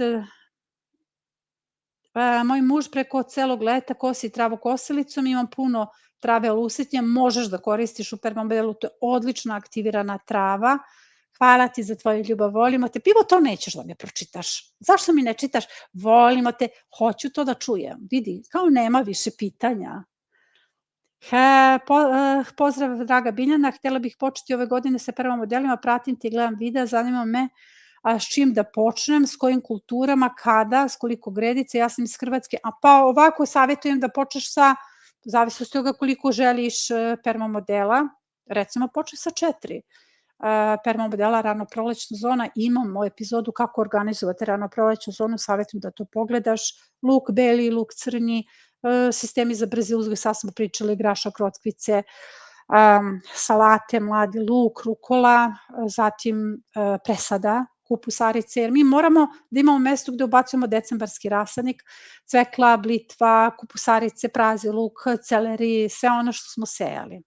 Savjetujem da pogledaš tu epizodu, zapravo mnogo toga je snimljeno i mnogo toga objašnjeno. Imamo dalje, kako iskoristiti šumsku zemlju u februarskom rasadniku, pa možeš da seješ normalno u februarskom rasadniku i u šumskoj zemlji. Mislim, nekada su u mom selu isključivo šumsku zemlju koristili za rasadnike. Dobro, dobro, dobro, dobro, dobro, eto ga. Evo prvak je 10 gredice, super. Odlično, zaista mi je drago. Prvo, meni je puno srce, ja to moram da kažem, zato što se osjećam kao neko ko je izumio nešto što će zaista pomogne ljudima i pisala sam o tome u nedeljniku, mnogo toga moralo da prođe, mnogo toga moralo da se proživi i moralo je, jer sve što nam dođe na put dolazi s razlogom da bi došlo do svih tih znanja kako bi ti projekti imali humane vrednosti. Ja zaista savjetujem prvo da pogledate sve, jer ljudi danas žure, ja vidim po svemu da ljudi danas žure i po tome što kupe projekat, a zaborave da otvore linkove, pa uopšte ne znaju da imaju linkove. Znači, mnogo je važno da sve to pogledate, jer mi smo mesecima to radili, snimali, ja sam snimala pod temperaturom, tako da ako ima neki lapsus da znate zašto je to. I uglavnom, jako sam srećna što postoji nešto što može na lakši način da vas vrati baštovanstvu. Eto, mi smo odgovorili na sva pitanja. Ja sam rekla u tom videu da ću na sva pitanja da odgovorim, zato sam se sada vratila da vidim da li još nešto, pošto Piva je stavio rampu i rekao nema više, eto, tako ne može. I eto, pozdravljam vas, mi smo ostali skoro do 11, sada je 11 do 11. Uživala sam u ovom druženju sa vama, mi se vidimo ponovo za 2 nedelje, ulazimo u setvu, tako da eto, spremite se ljudi i eto, pozdravljam vas, nemojte nam šta zameriti, laku noć.